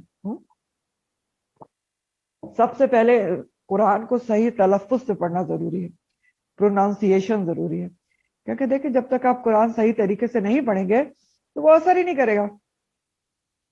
صحیح طریقے سے پڑھیں گے تو اثر کرے گا۔ پھر دوسری چیز کیا ضروری ہے؟ عربی ٹیکسٹ کا علم۔ آپ کو ٹیکسٹ کا مکمل علم جب تک نہیں ہوگا، آپ کے دل میں یہ علم راسخ نہیں ہو سکتا۔ جب تک آپ کو لفظی ترجمہ نہیں آتا ہو، روٹس کے معنی نہ پتا ہو، لفظوں کا معنی نہ پتا ہو، جب یہ سب آپ کو جب چیزیں نہ پتا ہو نا، تو دل میں کیسے راسخ ہوگا؟ آپ سوچ کے دیکھیں نا، ابھی آپ کے سامنے یہی مثال لے لیں کہ ہم نے پڑھا کہ راسخون فی العلم جو ہیں اللہ تعالیٰ کہہ رہے ہیں، ان کی تعریف کر رہے ہیں۔ اب یہاں سے ہم آگے بڑھ جاتے کہ اچھا جو علم میں پختہ کار ہیں بس وہ ایمان لاتے ہیں، اور راسخون کو میں ایکسپلین ہی نہیں کرتی، تو آپ کو کیا سمجھ میں آیا؟ کیا سمجھ میں آتا کہ راسخون علم کون ہوتے ہیں؟ کس کی تعریف اللہ تعالیٰ کر رہے ہیں؟ علم کیسے دل میں راسخ ہوتا ہے؟ کچھ بھی نہیں پتا چلتا۔ یہ کیسے پتا چل رہا ہے کہ آپ کے سامنے روٹ کو ایکسپلین کیا گیا، پھر پورے ورڈ کو ایکسپلین کیا گیا، پھر اس کی میکنگ کے حساب سے اس کو ایکسپلین کیا گیا۔ تو جو اگر علم کو آپ راسخ کرنا چاہتے ہیں نا دل میں، تو عربی ٹیکسٹ کو اوپر اوپر سے نہیں پڑھنا، آپ کے دل میں نہیں اترے گا، راسخ نہیں ہوگا۔ ابھی آپ کو سمجھ میں آ جائے گا، لیکن اگر آپ الفاظ کو گہرائی میں نہیں سمجھیں گے نا، تو بہت جلدی غائب ہو جائے گا۔ تو دل کو میں راسخ کرنے کے لیے قرآن کے علم کو آپ کو یہ سب چیزیں ضروری ہیں جو آپ کو الحمدللہ بتائی جاتی ہیں۔ روٹس، اس کے معنی، لفظی ترجمہ، لفظ کی میکنگ، یہ سب کچھ تلفظ یاد رکھیں کہ یہ جو ہے نا، میں بار بار کہتی ہوں قرآن کے لیے کوئی بھی چیز کافی نہیں ہوتی کہ ہم تفسیر سنتے ہیں کافی ہے، ہم تجوید کرتے ہیں کافی، کچھ بھی کافی نہیں ہے۔ اس کا تو وہی بات ہے نا کہ حق تو یہ ہے کہ حق ادا نہ ہوا۔ تو بات یہ ہے کہ یہ جو ٹائم آپ کو مل رہا ہے نا کہ آپ قرآن پڑھ رہے ہیں، اور الحمدللہ اللہ کی مدد سے آپ کو ہر چیز بتائی جا رہی ہے، یہ دوبارہ مشکل سے ملے گا، تو اس پر توجہ دیں۔ راسخون فی العلم بننے کی کوشش کریں۔ اگر اوپری سطحی طور پر پڑھا، غائب ہو جائے گا، دل میں نہیں اترے گا۔ سطحی طور پر پڑھنے سے اس طرح اثر بھی نہیں ہوتا، اگر ہوتا ہے تو وقتی ہوتا ہے، وقتی طور پر اثر ہوتا ہے، اور جب کہیں انسان دنیا دار قسم کے لوگوں میں جائے، کوئی تھوڑا سا ڈائریکشن چینج ہو تو پھر بھول بھال جاتا ہے۔ اور راسخون فی العلم جو ہوتے ہیں ان کے ساتھ یہ نہیں ہوتا، کیونکہ ان کا علم سطحی نہیں ہوتا نا، ایک ایک لفظ قرآن کا ان کے دل میں گڑا ہوتا ہے۔ دل میں الفاظ گڑے ہوتے ہیں، اس طرح کے الفاظ کہ اللہ تعالیٰ نے راسخون فی العلم کی تعریف کی تھی، ان کے دل میں گڑا ہوتا ہے کہ اللہ تعالیٰ نے کہا تھا صبغۃ اللہ، اللہ کا رنگ چڑھانا ہے، تو ان کو یاد آ جاتا ہے، تو وہ نہیں بھٹکتے. شاخیں گہری ہے نا دل کے اندر، جمع ہوا ہے، گڑا ہوا ہے، تو وہ کہاں بھولتے ہیں، وہ ہلتے بھی نہیں اپنی جگہ سے. وہ تو اگنور کرنے کے بجائے، بھولنے کے بجائے دوسروں کو بھی اس علم سے جوڑ دیتے ہیں. ان کو کوئی آندھی ہلا نہیں سکتی، کیونکہ راسخون فی العلم ہے نا، جڑیں دل میں اتری ہوئی ہوتی ہیں. تو بہرحال راسخون فی العلم کی تعریف ہے، اور راسخون فی العلم ایسا جملہ ہے جس کو سمجھنا ہمارے لیے بہت ضروری ہے، اور اس کے مطابق قرآن کے علم کو حاصل کرنا بہت ضروری ہے. آگے سے نیا رکو شروع ہو رہا ہے. اللہ تعالیٰ فرماتے ہیں اِنَّا بے شک ہم نے، اوحینا وحی کی ہم نے، الیکا آپ کی طرف، نبی کریم صلی اللہ علیہ وسلم سے خطاب ہے کہ بے شک ہم نے، دوبارہ تاکید ہے، اوحینا وحی کی ہے ہم نے آپ کی طرف. کس طرح سے؟ کما جیسا کہ اوحینا وحی کی تھی ہم نے الی نوح، نوح علیہ السلام کی طرف، والنبیین اور ان انبیاء کی طرف، من بعدہ جو اس کے بعد تھے. کس کے بعد؟ نوح علیہ السلام کے بعد تھے. وَأَوْحَيْنَا اور وحی کی ہم نے الی ابراہیم و اسماعیل و اسحاق و یعقوب والاسباط اور اولاد یعقوب. اوحینا، انا بے شک وحی کی ہم نے. اوحینا کا لفظ وحی سے ہے، واو ہا یا. وحی کس کو کہتے ہیں؟ وحی کے لغوی معنی ہوتے ہیں کہ ایک ایسا اشارہ جس کو کرنے والا اور جس کی طرف کیا گیا ہے اس کے علاوہ کوئی نہ سمجھ سکے. لغوی معنی کیا ہے؟ وحی کہ وہ خفیہ اشارہ جس کو اشارہ کرنے والا اور جس کی طرف کیا گیا ہے وہ اس کے علاوہ کوئی نہ سمجھ سکے. اور شرعی اصطلاح میں وحی کس کو کہتے ہیں؟ وہ پیغام، سلسلہ یا رابطہ، ریویلیشن جو اللہ مخصوص طریقے سے اپنی انبیاء کو کرتا ہے. شرعی اصطلاح میں وحی کیا ہے؟ مخصوص کمیونیکیشن ہے جو اللہ تعالیٰ اپنے انبیاء سے کرتا ہے. تو اللہ تعالیٰ کہہ رہے ہیں کہ نبی کریم صلی اللہ علیہ وسلم سے خطاب ہے کہ بے شک نبی کریم صلی اللہ علیہ وسلم کے لیے اللہ تعالیٰ کا خطاب ہے. نبی کریم صلی اللہ علیہ وسلم کی رسالت کا اس بات کیا جا رہا ہے، تصدیق کی جا رہی ہے کہ بے شک وحی کی ہے ہم نے آپ کی طرف، اسی طرح وحی کی ہے کما اوحینا الی نوح، جیسے نوح علیہ السلام کی طرف بھی کی تھی. اب نوح علیہ السلام کا ذکر کیوں ہے؟ آدم علیہ السلام کا ذکر کیوں نہیں کیا گیا؟ پہلے نبی تو وہ تھے. تو اس کی ریزن یہ ہے کہ جو آدم علیہ السلام ہے وہ نبی تھے، اور نوح علیہ السلام کیا تھے؟ رسول تھے. پہلے صاحب شریعت نبی تھے، یعنی ان کی طرف صحائف آئے تھے، تو اس لیے ان کا ذکر ہے. تو نوح علیہ السلام کی طرف جیسے ہم نے وحی کی تھی، اور ان کے بعد جو انبیاء تھے ان کی طرف بھی کی تھی. تو نوح علیہ السلام کے بعد کون سے انبیاء تھے؟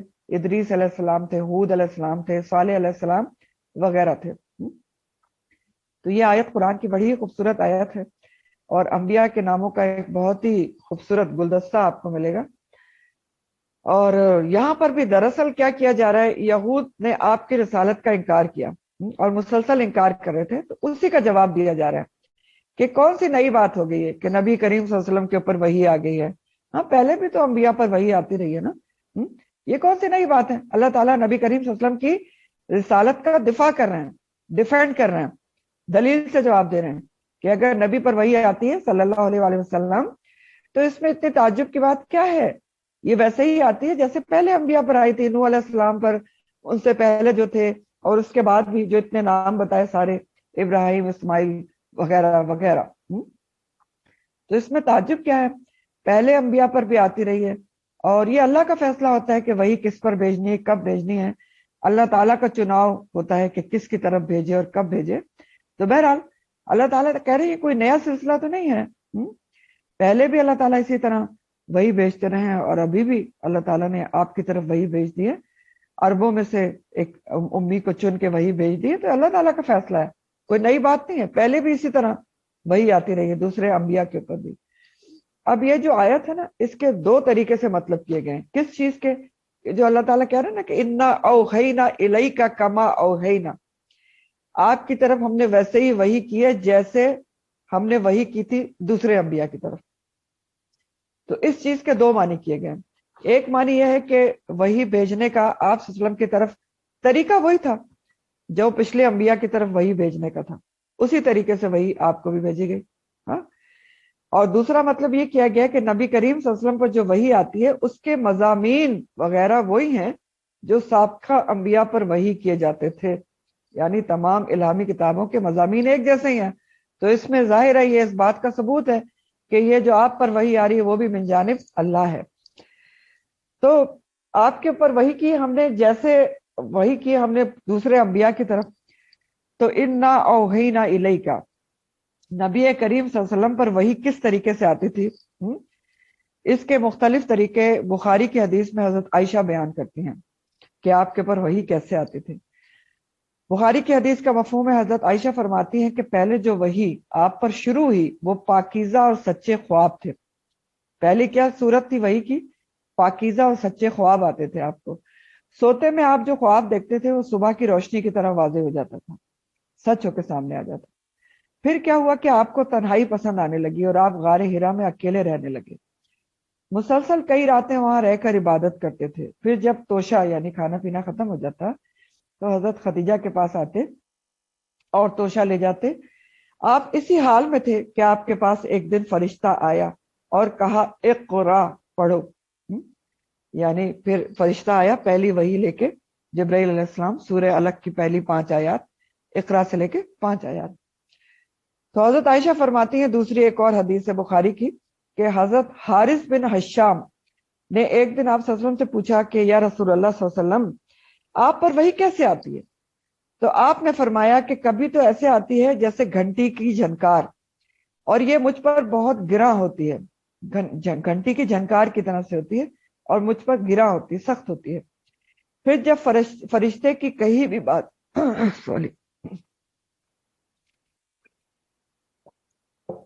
فرشتے کی کہی بھی بات مجھے یاد ہو جاتی ہے تو وہی موقوف ہو جاتی ہے، یعنی ختم ہو جاتی ہے۔ اور کبھی فرشتہ مرد کی صورت میں میرے پاس آتا ہے، مجھ سے بات کرتا ہے اور میں یاد کر لیتا ہوں۔ حضرت عائشہ کہتی ہے کہ سخت سردی میں بھی جب وہی اترتی تھی تو آپ کی پیشانی پسینے سے بھر جاتی تھی، اور بہت، یعنی وحی کا آنا آپ کے لیے بہت بامشقت ہوتا تھا، آسان نہیں ہوتا تھا۔ سوچیں، ایک اور اس میں آتا ہے روایت میں کہ زید بن ثابت کہتے ہیں کہ ایک دفعہ نبی کریم صلی اللہ علیہ وسلم کے ساتھ میں بیٹھا تھا اور میری ران کے اوپر آپ کی ران تھی کہ آپ کے اوپر وحی کا نزول شروع ہو گیا۔ تو وہ کہتے ہیں اتنا بوجھ تھا کہ مجھے لگتا تھا کہ میری ران پھٹ جائے گی۔ اگر آپ اونٹنی کے اوپر بیٹھے ہوتے تھے نا اور وحی کا نزول ہوتا تھا تو اتنا ویٹ ہوتا تھا کہ اونٹنی بیٹھ جاتی تھی، یعنی آپ کے اوپر بہت سخت ہوتا تھا۔ آپ دیکھیں نا، حضرت عائشہ کہہ رہی ہیں سخت سردی میں آپ کو پسینہ آ جاتا تھا۔ تو اس میں بھی ذرا ہمارے لیے سبق ہے کہ آپ نے وحی کے نزول کے اوپر اتنی مشقت اٹھائی ہے اور 23 سال تک اٹھائی ہے۔ تو جب ہم قرآن پڑھتے ہیں تو ہم کم از کم اسی کو یاد کر لیا کریں کہ آپ نے ہمارے لیے اتنی مشقت کی، تو ہم تھوڑی بہت محنت تو ہم بھی قرآن کو سمجھنے میں کر ہی سکتے ہیں کہ نہیں کر سکتے۔ تو بہرحال اللہ تعالیٰ فرما رہے کہ یہ کوئی نئی بات نہیں ہے، اسی طرح ہم نے وحی کی آپ کی طرف، کما اوحینا الی نوح والنبیین من بعدہ، جیسے نوح کی طرف وحی کی تھی نوح علیہ السلام اور ان انبیاء کی طرف جو ان کے بعد تھے، وَأَوْحَيْنَا، اور وحی کی ہم نے الی ابراہیم، ابراہیم علیہ السلام کی طرف، وَإِسْمَاعِيلَ وَإِسْحَاقَ، اسماعیل اور اسحاق جو ہیں وہ ابراہیم علیہ السلام کے دونوں بیٹے تھے۔ وَيَعْقُوبَ، اور یعقوب علیہ السلام کون تھے؟ اسحاق علیہ السلام کے بیٹے تھے، یعنی ابراہیم علیہ السلام کے پوتے تھے۔ والاسباطی، اور اولاد یعقوب کی طرف بھی وحی کی ہم نے۔ اولاد یعقوب سے مراد جو ہے نا، اسباط کہتے ہیں بنیادی طور پر کنبے کو جو پھیل جاتا ہے، کنبہ قبیلہ۔ تو اسباط یعقوب سے مراد یہاں کیا ہے؟ وہ انبیاء مراد ہیں جو بنی اسرائیل کی چین میں سے مبعوث ہوئے تھے، کیونکہ بنی اسرائیل کیسے بنے تھے؟ یعقوب علیہ السلام کے 12 بیٹوں سے۔ تو اسباط یعقوب سے مراد یہاں کیا ہے؟ وہ انبیاء جو بنی اسرائیل میں مبعوث ہوئے تھے۔ تو ان کی طرف بھی ہم نے وحی کی تھی، کون سی نئی بات ہے؟ وہ عیسیٰ، اور عیسیٰ علیہ السلام کی طرف بھی کی تھی۔ عیسیٰ علیہ السلام صاحب کتاب رسول ہیں اور بنی اسرائیل کے آخری نبی تھے جو بنی اسرائیل میں مبعوث ہوئے تھے، اور اس کے بعد 600 سال تک کوئی نبی اللہ تعالیٰ نے نہیں بھیجا تھا۔ 600 سال کے بعد نبی کریم صلی اللہ علیہ وسلم مبعوث ہوئے تھے، اور بنی اسرائیل میں سے نہیں ہوئے تھے، بنی اسماعیل میں سے ہوئے تھے، اسماعیل علیہ السلام کی نسل میں سے۔ یہی تو ان کو بغض اور عناد تھی۔ تو یہ 6 سال کا وقفہ ہے نا، اس کو فترت الرسل کہا جاتا ہے، رسولوں کے درمیان کا وقفہ۔ وَأَيُّوبَ وَيُونُسَ وَهَارُونَ، اور ایوب علیہ السلام، یونس علیہ السلام اور ہارون علیہ السلام کی طرف بھی ہم نے وحی کی۔ ہارون علیہ السلام کون ہے؟ موسیٰ علیہ السلام کے بھائی ہیں، جن کو موسیٰ علیہ السلام کی ریکمنڈیشن پہ نبوت ملی تھی ان کے ساتھ ہی۔ وہ سلیمان، اور سلیمان علیہ السلام کی طرف بھی ہم نے وحی کی۔ سلیمان علیہ السلام بھی بنی اسرائیل کے نبی تھے، اور ان کو نبوت بھی ملی تھی اور بادشاہت بھی ملی تھی، اور بھی بہت کچھ تھا، آپ آگے پڑھیں گے۔ اور وہ آتینا، اور دی ہم نے داود علیہ السلام کو زبور۔ اب تمام انبیاء کے ذکر کے بعد داود علیہ السلام کا الگ سے ذکر ہے۔ داود علیہ السلام کون تھے؟ سلیمان علیہ السلام کے والد تھے، یہ بھی نبی بھی تھے اور بادشاہ بھی تھے۔ اب ان کا ذکر الگ سے کیوں کیا گیا ہے؟ کیونکہ ان کی ایک خاص خصوصیت کا ذکر یہاں خاص وجہ سے کیا جا رہا ہے۔ وہ خاص وجہ کیا ہے؟ حضرت داود علیہ السلام کو زبور دی گئی تھی، جو یہاں اللہ تعالیٰ نے کہا۔ سب سے پہلے تو زبور کے معنی بھی یاد رکھیں۔ زبور کا لفظ زبرہ سے ہے، زبر، جس کے معنی ہوتے ہیں لکھنا۔ اور زبور کے معنی، جو زبور ہے نا، وہ کتاب تھی الہامی جو داود علیہ السلام پہ اتری تھی۔ اور زبورہ بمعنی مزبور ہے، یعنی لکھی ہوئی کتاب۔ تو جو زبور تھی اس میں واعظ و نصیحت کی باتیں تھیں اور اللہ تعالیٰ کی حمد و ثنا تھی۔ تو امام راغب جو ہے وہ کہتے ہیں کہ جو الہامی کتاب جس میں واعظ و نصیحت ہو اور احکامات نہ ہو اس کو زبور کہا جاتا ہے، اور جس میں احکامات ہو اس کو کتاب کہا جاتا ہے۔ تو زبور کے اندر احکامات نہیں تھے، اللہ تعالیٰ کی حمد و ثنا اور واعظ و نصیحت کی، دل میں نرم کرنے دینے والی باتیں تھیں، حمدیہ کلام تھے۔ تو حضرت داؤد علیہ السلام کو زبور دی گئی تھی جو حمدیہ کلام پر مبنی تھی اور اللہ تعالیٰ کے حمد کے ترانے تھے۔ داؤد علیہ السلام کی آواز بہت خوبصورت تھی، صوت داؤدی مشہور ہے، اور جب وہ زبور کو پڑھتے تھے تو اللہ کے حکم سے کائنات کی چیزیں، پرندے وغیرہ ان کے ساتھ جمع ہو کر، اور پہاڑ اللہ تعالیٰ کی حمد و ثنا کرتے تھے۔ اب یہاں پر الگ سے ذکر کرنے کی وجہ کیا ہے؟ یہود زبور کو وحی الہی مانتے تھے، اس کو مانتے تھے کہ یہ اللہ تعالیٰ کی کتاب ہے، جبکہ زبور بھی کوئی یک بارگی نہیں اتری تھی۔ ان کا اعتراض قرآن پہ کیا تھا کہ ایک ساتھ نہیں اترا، جیسے تورات اتری ہے، قسطوں میں کیوں اترتا ہے، لیکن زبور کو تو مانتے تھے۔ تو اللہ تعالیٰ یہاں پر اصل میں حجت تمام کر رہے ہیں کہ داود کو بھی تو ہم نے دی تھی زبور، اور وہ بھی یک بارگی تو نہیں اتری تھی، تو اس کو تو تم مانتے ہو، تو اب قرآن کو ماننے میں کیا تکلیف ہے؟ اس کے اوپر کیوں نہیں ایمان لا رہے ہو؟ تو تکلیف تو وہی تھی، حسد، بغض اور حب جا وغیرہ وغیرہ۔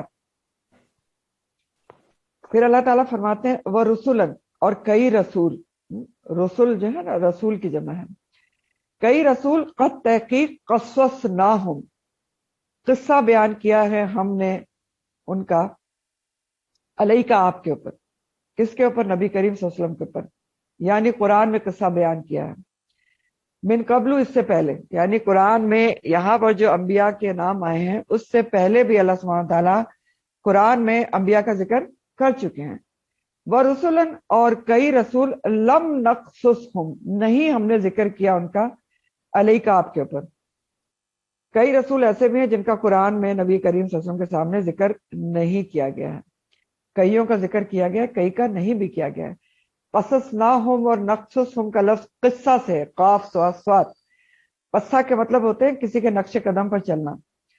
تو ایسا واقعہ ہوتا ہے قصہ جو نسل در نسل بیان ہوتا رہے، اور پھر اسی سے یہ جو لفظ ہے نا قصہ، وہ کسی بھی واقعے کے لیے استعمال ہونے لگا۔ تو اللہ تعالیٰ کہہ رہے ہیں کہ کئی رسولوں کا ذکر تو ہم نے آپ سے کیا ہے، یعنی قرآن میں کیا ہے، نبی کریم صلی اللہ علیہ وسلم کے ساتھ پہلے بھی آپ سے کیا، اور کئی ایسے بھی رسول ہیں جن کا ذکر ہم نے آپ سے نہیں کیا، یعنی قرآن میں سب رسولوں کا ذکر نہیں ہے۔ جن انبیاء کے نام یا رسولوں کے نام یا قصے قرآن میں آئے ہیں وہ ان کے نام 24 یا 25 ہیں۔ اس کے علاوہ اور بھی تو بہت سے رسول گزرے نا جن کا اللہ تعالیٰ نے ذکر نہیں کیا ہے۔ تو جن کے نام یا قصے آئے ہیں وہ کون کون سے ہیں؟ آدم علیہ السلام، ادریس علیہ السلام، نوح، ہود علیہ السلام، صالح علیہ السلام، ابراہیم علیہ السلام، لوط علیہ السلام، اسماعیل، اسحاق، یعقوب، یوسف، ایوب، شعیب، موسیٰ، ہارون، یونس، داود، سلیمان، الیاس، زکریا، یحییٰ، الیسع اور ذوالکفل۔ اور جو ذی الکفل ہے نا ان کے بارے میں اختلاف ہے کہ وہ رسول تھے یا نہیں تھے.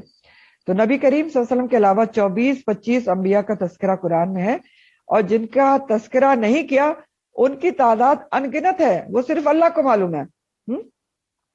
اللہ تعالیٰ کہہ رہے ہیں نا کئی رسول ہیں جن کا لم نقصصہم علیک نہیں بیان کیا، تو ہمیں نہیں معلوم کہ کتنے نبی آئے. لیکن قرآن میں اللہ تعالیٰ فرماتے ہیں کہ وَإِن مِّنْ أُمَّةٍ إِلَّا خَلَا فِيهَا نَذِيرٌ، کوئی بھی امت ایسی نہیں گزری کہ جس میں ہم نے خبردار کرنے والا نہ بھیجا ہو.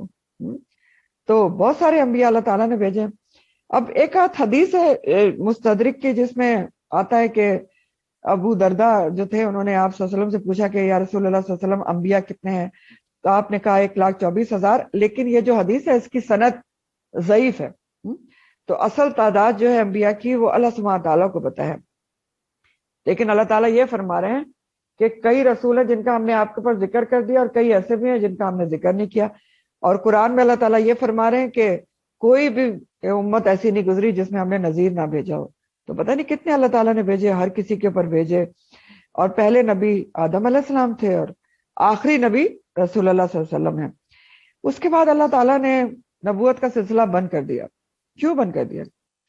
کیونکہ آخری رسول آپ ہیں، اور اس کے بعد یہ جو رسالت والے کام ہے نا، انبیاء والے کام آپ کی امت ادا کرے گی. یہ ذمہ داری اللہ تعالیٰ نے قرآن میں ہمیں دی ہے، 2 جگہ پر صاف صاف بتایا ہے. ابھی آل عمران میں آپ نے پڑھا ہے کنتم خیر امت اخرجت للناس تؤمرون بالمعروف وتنہون عن المنکر، تم بہترین امت ہو جو اٹھائی گئی ہے لوگوں کے لیے کہ تم لوگوں کو نیکی کا حکم دو گے، برائی سے روکو گے. اور بھی آپ نے پڑھا ہے وَكَذَلِكَ جَعَلْنَاكُمْ أُمَّةً وَسَطًا لِتَكُونُوا شُهَدَاءَ عَلَى النَّاسِ، تم کو درمیان میں رکھا گیا ہے کہ تم اللہ اور لوگوں کے درمیان لنک بنو گے. تو یہ ذمہ داری جو اللہ تعالیٰ نے نبی کریم صلی اللہ علیہ وسلم کی امت کو دی ہے انبیاء والی، اس کو صحابہ کرام اجمعین نے تو بہت ہی اچھے طریقے سے نبھایا. دیکھیں آپ صلی اللہ علیہ وسلم کے جانے کے بعد کوئی وہ مدینہ میں بیٹھے رہے تھے کہ ہم بس یہیں پر بیٹھے ہوئے ہیں اور نبی کریم صلی اللہ علیہ وسلم کو یاد کرتے ہیں روتے رہے؟ نہیں، انہوں نے آپ کے مشن کو لے کر آگے پھیلے، پوری دنیا میں پھیلے اور پوری دنیا میں دین اسلام کو پھیلایا. ہمارے پر بھی یہ ذمہ داری بنتی ہے. لیکن افسوس کے ساتھ آج کا مسلمان تو پڑوسی کو بھی پیغام دینے میں ہچکچاتا ہے، کہتا ہے کہ یہ ان کا پرسنل میٹر ہے کہ وہ سنے یا نہ سنے. تو یہ پرسنل میٹر نہیں ہوتا، یہی تو آپ کو سمجھا رہی ہوں. یہ ہماری ذمہ داری ہے. قرآن میں آپ دونوں جگہ پڑھ چکے ہیں، آپ یہ بھی پڑھ چکے ہیں، خیر امت امت وسط بھی پڑھ چکے ہیں. آپ ذمہ داری ہے، ہمارے پر فرض ہے امر بالمعروف و نہی عن المنکر. تو بہرحال اللہ تعالیٰ نے کہا کہ بہت سارے انبیاء ہیں جن کا ہم نے ذکر کیا، بہتوں کا نہیں بھی کیا ہے لیکن بھیجے ہر امت میں ہیں. وَكَلَّمَ اللَّهُ، اور کلام کیا ہے اللہ تعالیٰ نے موسیٰ علیہ السلام سے تکلیمہ، کلام جیسے کہ کیا جاتا ہے. اب کلمہ اور تکلیمہ دونوں ایک ہی روٹ سے ہیں. کلمہ کیا ہے؟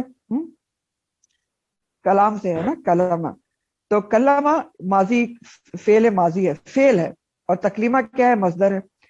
تو آپ کو یہ پتا ہے کہ جب ایک ہی روٹ سے فعل اور مصدر لایا جاتا ہے تو تاکید کے لیے لایا جاتا ہے، تاکید کے لیے مفعول مطلق کہا جاتا ہے اس کو. تو اللہ تعالیٰ کہہ رہے ہیں کہ اللہ تعالیٰ نے کلام کیا تھا موسیٰ علیہ السلام سے، یعنی موسیٰ علیہ السلام سے باقاعدہ طور پر کلام کیا تھا اللہ تعالیٰ نے. کہنے کا مقصد یہ ہے کہ اللہ تعالیٰ یہ کہہ رہے ہیں کہ میں نے بہت سارے رسول بھیجے ہیں، ٹھیک ہے، مختلف دور میں مختلف نبی بھیجے ہیں اور رسول بھیجے ہیں، اور ان کو مختلف قسم کی فضیلت ایک دوسرے پر دی گئی. جیسا آپ نے تیسرے پارے کے شروع میں پڑھا تھا. تیسرے پارے کا سٹارٹ کیا تھا؟ تِلْكَ الرُّسُلُ فَضَّلْنَا بَعْضَهُمْ عَلَىٰ بَعْضٍ مِّنْهُمْ مَنْ كَلَّمَ اللَّهُ وَرَفَعَ بَعْضَهُمْ دَرَجَاتٍ. یہ رسول ہیں جن میں سے بعض کو بعض پر ہم نے فضیلت دی ہے، اللہ تعالیٰ نے فضیلت دی ہے، اس کا فیصلہ ہے. ان میں سے کچھ ایسے ہیں جن سے ہم نے کلام کیا، اور بعض ایسے ہیں جن کے درجات کو ہم نے بلند کیا. تو موسیٰ علیہ السلام سے اللہ تعالیٰ نے کلام کیا تھا جیسے کہ کلام کیا جاتا ہے. تکلیمہ کوئی امیجنری گفتگو نہیں تھی، کوئی خواب میں نہیں تھی، باقاعدہ طور پر فزیکلی اللہ تعالیٰ نے پردے کے پیچھے سے کلام کیا تھا. یعنی دکھ کر تو نہیں کیا تھا لیکن کلام کیا تھا، جو انہوں نے سنا اور جواب دیا اور بات چیت ہوئی، پردے کے پیچھے سے کیا تھا. تو یہ فضیلت ہے خاص طور پر موسیٰ علیہ السلام کی، اس لیے ان کا الگ سے ذکر کیا جا رہا ہے. اور نبی کریم صلی اللہ علیہ وآلہ وسلم سے بھی اللہ تعالیٰ نے کلام کیا تھا معراج کے موقع پر حجاب کے ساتھ. تو یہ وحی کی چوتھی صورت ہے جس کا یہاں پر ذکر کیا جا رہا ہے کہ اللہ تعالیٰ حجاب کے پیچھے سے کلام کریں. 3 پیچھے آپ پڑھ چکے نا. ایک کیا پڑھا تھا آپ نے کہ خواب کی صورت میں آتی تھی, دوسرا آپ نے پڑھا گھنٹی کی جھنکار کی صورت میں آتی تھی, تیسرا آپ نے پڑھا کہ فرشتہ جو ہے وہ مرد کی شکل میں آتا تھا. چوتھی صورت کیا ہے؟ وحی الہی کی کہ اللہ تعالیٰ حجاب کے پیچھے سے کلام کریں. اور سورہ الشورى جو ہے, شورا, اس کی آیت نمبر 51 میں یہ ساری جو وحی کی ٹائپس ہیں ان کا ذکر کیا گیا ہے. اللہ تعالیٰ فرماتے ہیں سورہ شورا 51, وما کان لبشر, کسی بشر کے لیے, انسان کے لیے یہ جائز نہیں, ان تکلمہ اللہ, کہ اللہ تعالیٰ اس سے کلام کرے, الا مگر واہین, مگر وحی کے ذریعے, او من ورائی حجاب, یا پردے کے پیچھے سے بات کرے, او یرسل رسول, یا اس کے پاس کوئی رسول بھیجے, یعنی فرشتہ بھیجے, پیغام بھر بھیجے, اور وہ اللہ کے حکم سے جو چاہے وہی کرے. ٹھیک ہے, تو یہ بھی وحی کی ایک ٹائپ ہے کہ پردے کے پیچھے سے اللہ تعالیٰ کلام کرے, جو موسیٰ علیہ السلام سے کیا اور نبی کریم صلی اللہ علیہ وآلہ وسلم سے بھی کیا. تو یہاں پر اللہ تعالیٰ نے یہ واضح کیا کہ سارے انبیاء ہماری طرف سے بھیجے ہوئے ہیں. ہاں, بعض کو بعض پر فضیلت دی, وہ اللہ تعالیٰ کا فیصلہ ہے, اور نبی کریم صلی اللہ علیہ وسلم افضل الرسل ہیں, اور ان کا پیغام جو مقام ہے وہ جانا پہچانا ہے. پھر اللہ تعالیٰ فرماتے رسولن, رسول, مبشرین, خوشخبری دینے والے, ومنذرین, اور ڈرانے والے.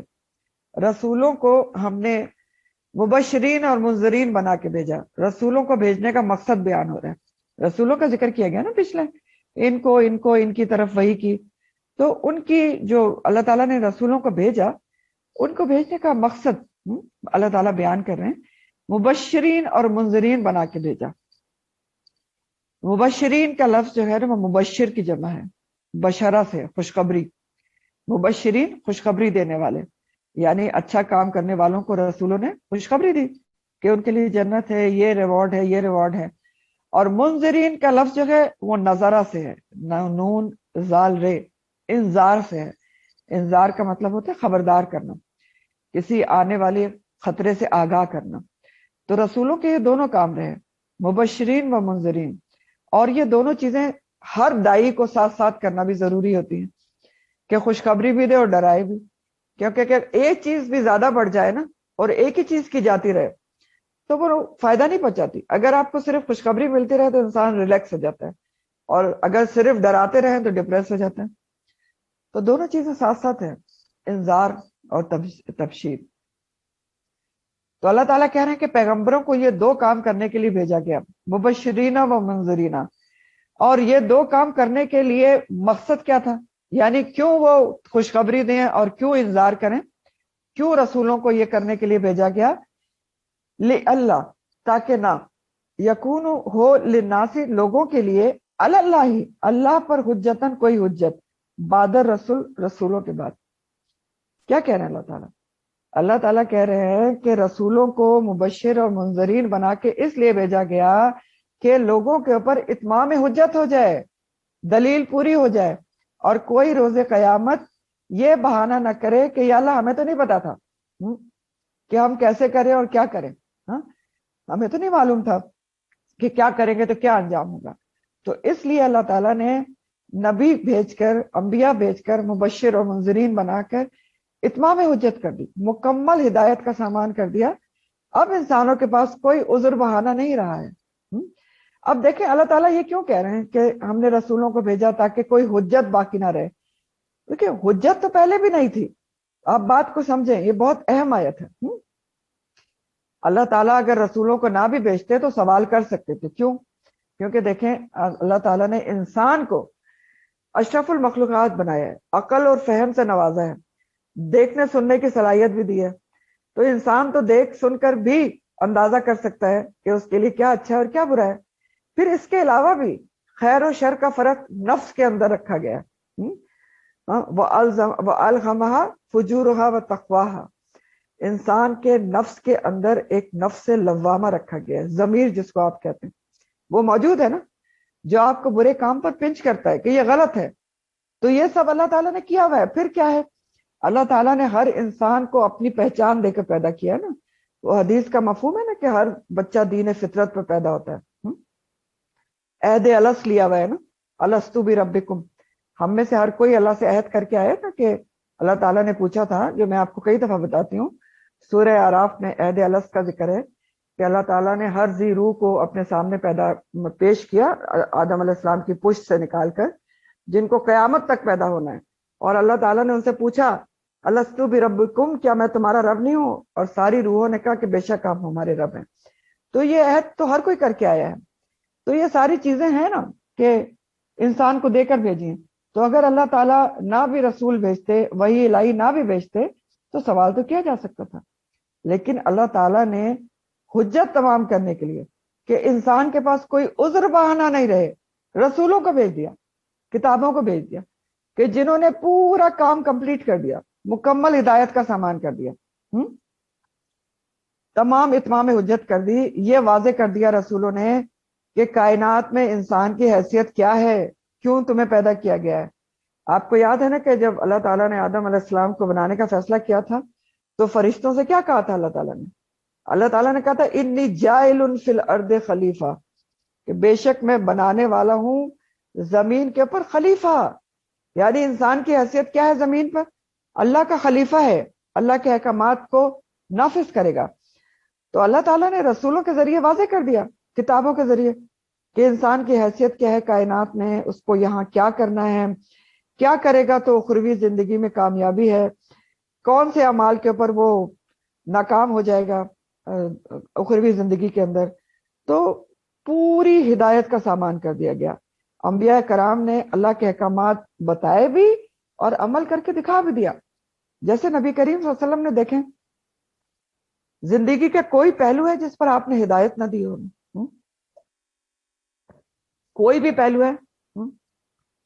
ایون جو آپ کی پرائیویٹ لائف تھی, آپ کی ازواج مطہرات کا سامنے, وہ بھی ہمارے سامنے کھلی کتاب کی طرح ہے. اور یہ تو بہت بڑی قربانی ہے آپ کی اور آپ کے خاندان کی, کہ دیکھیں اگر وہ پرائیویٹ لائف ہمارے سامنے نہ ہوتی تو ہمیں تو ہماری اصلاح ہی نہیں ہو سکتی تھی.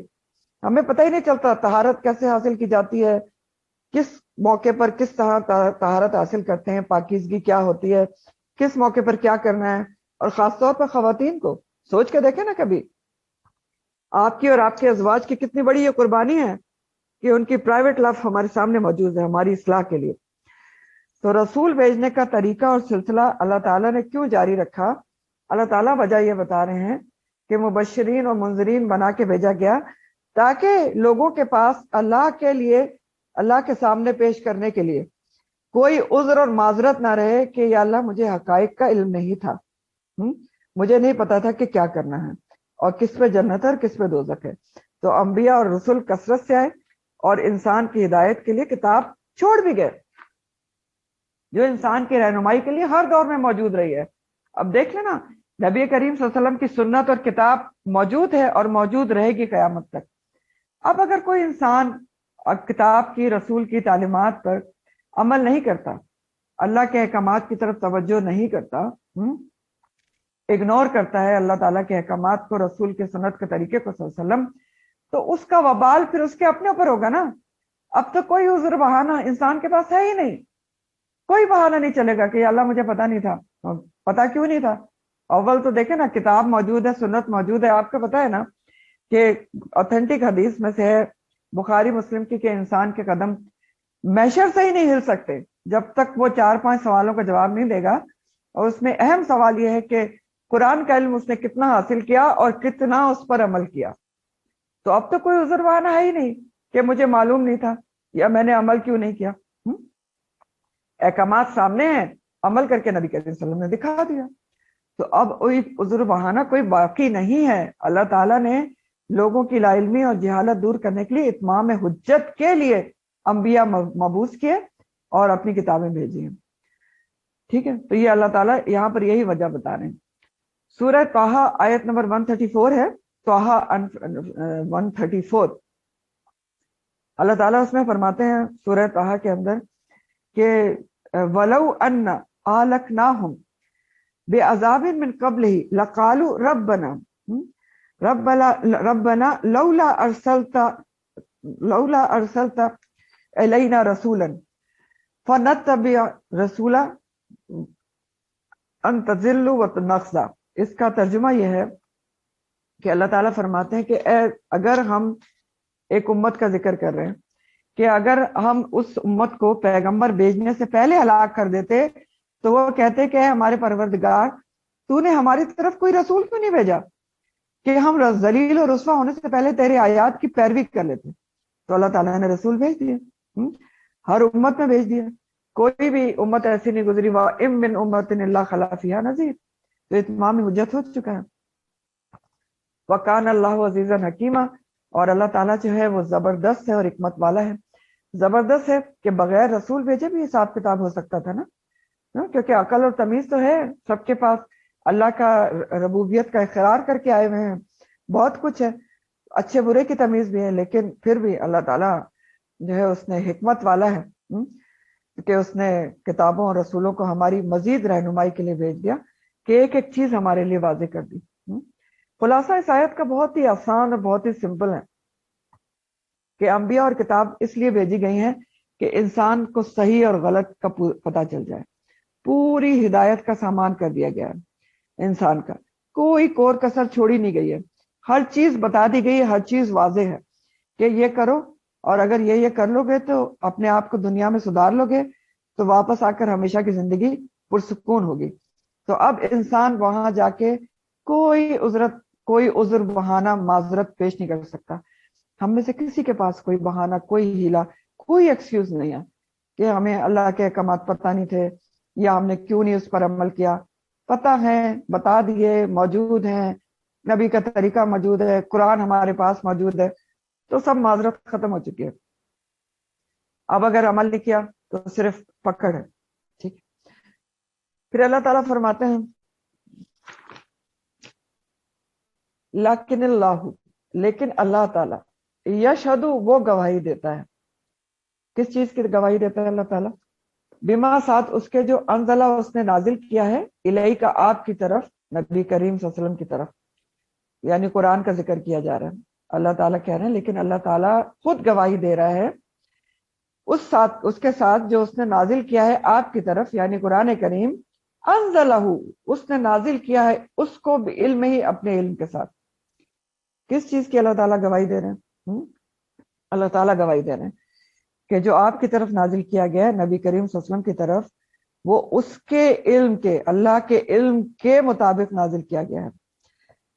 तो पीछे से बात यही चल रही है, आयत नंबर 163 से आप देख रहे हैं कि नबी करीम सल्लल्लाहु अलैहि वसल्लम की रिसालत और कुरान का इनकार करने वालों को जवाब दिए जा रहे हैं दलाइल के साथ, कि देखो पहले बताया गया कि वही तो पहले अंबिया पर भी आती रही थी, तो नबी करीम सल्लल्लाहु अलैहि वसल्लम पर आ गई तो कौन सी नई बात है?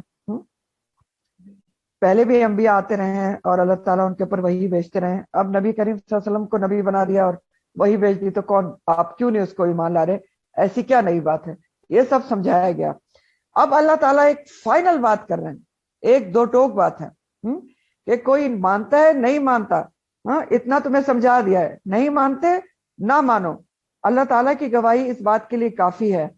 लाकिनिल्लाहु यशहदु, कि आप सल्लल्लाहु अलैहि वसल्लम के ऊपर जो भी उतारा गया है वो अल्लाह के इल्म के साथ उतारा गया है।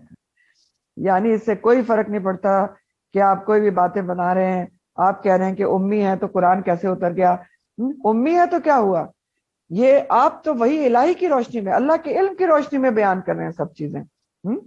तो अल्लाह ताला की गवाही, अल्लाह ताला ने फाइनल बात फरमा दी, कोई माने ना माने, अल्लाह गवाह दे रहा है, गवाही दे रहा है। लाकिनिल्लाहु यशहदु, कि जो भी आपकी तरफ उतारा गया है, अनज़लहु बिइल्मिही, उसके इल्म के साथ उतारा गया है।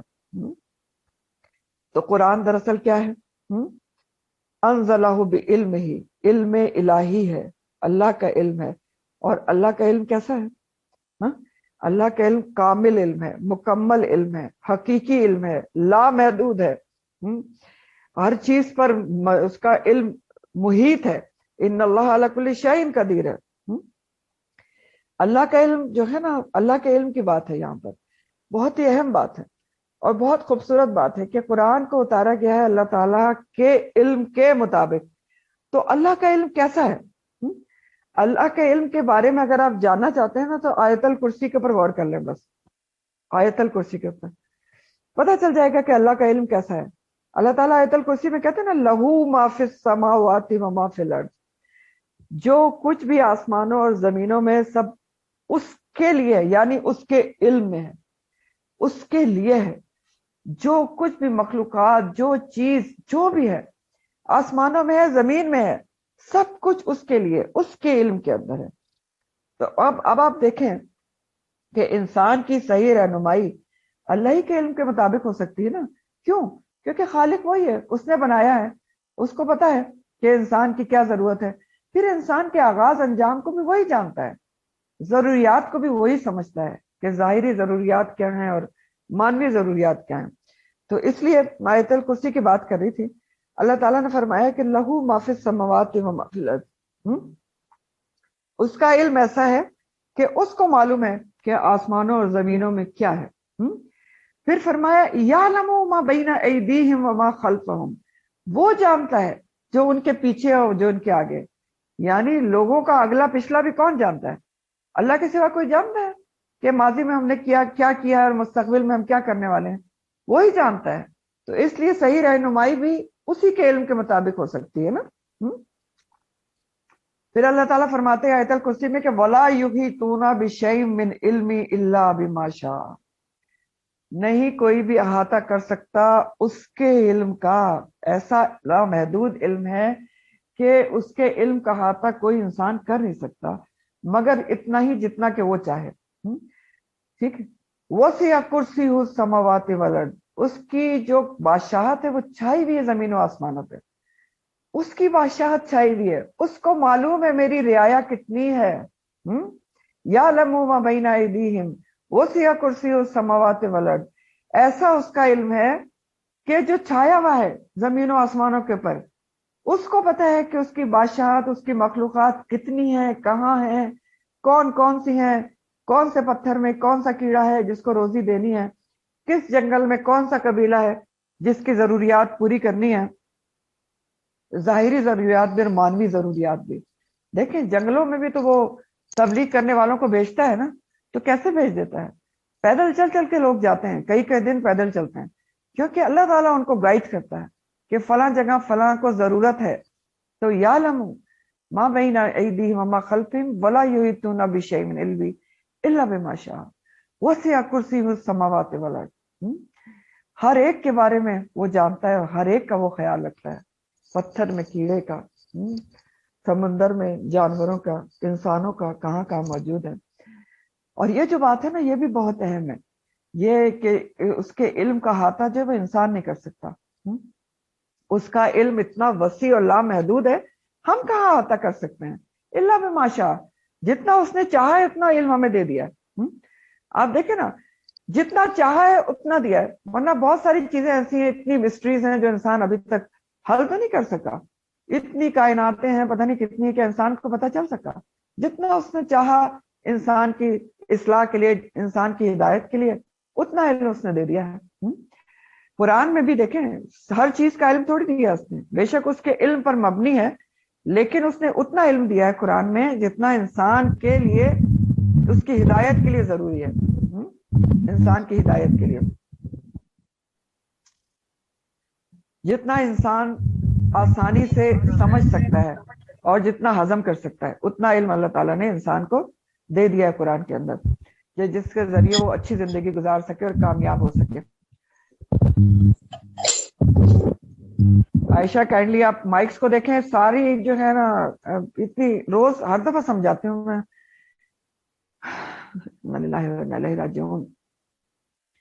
تو وہ بات کر رہی تھی اس بات پہ کہ وَلَا يُحِيطُونَ بِشَيْءٍ مِّنْ عِلْمِهِ إِلَّا بِمَا شَاءَ.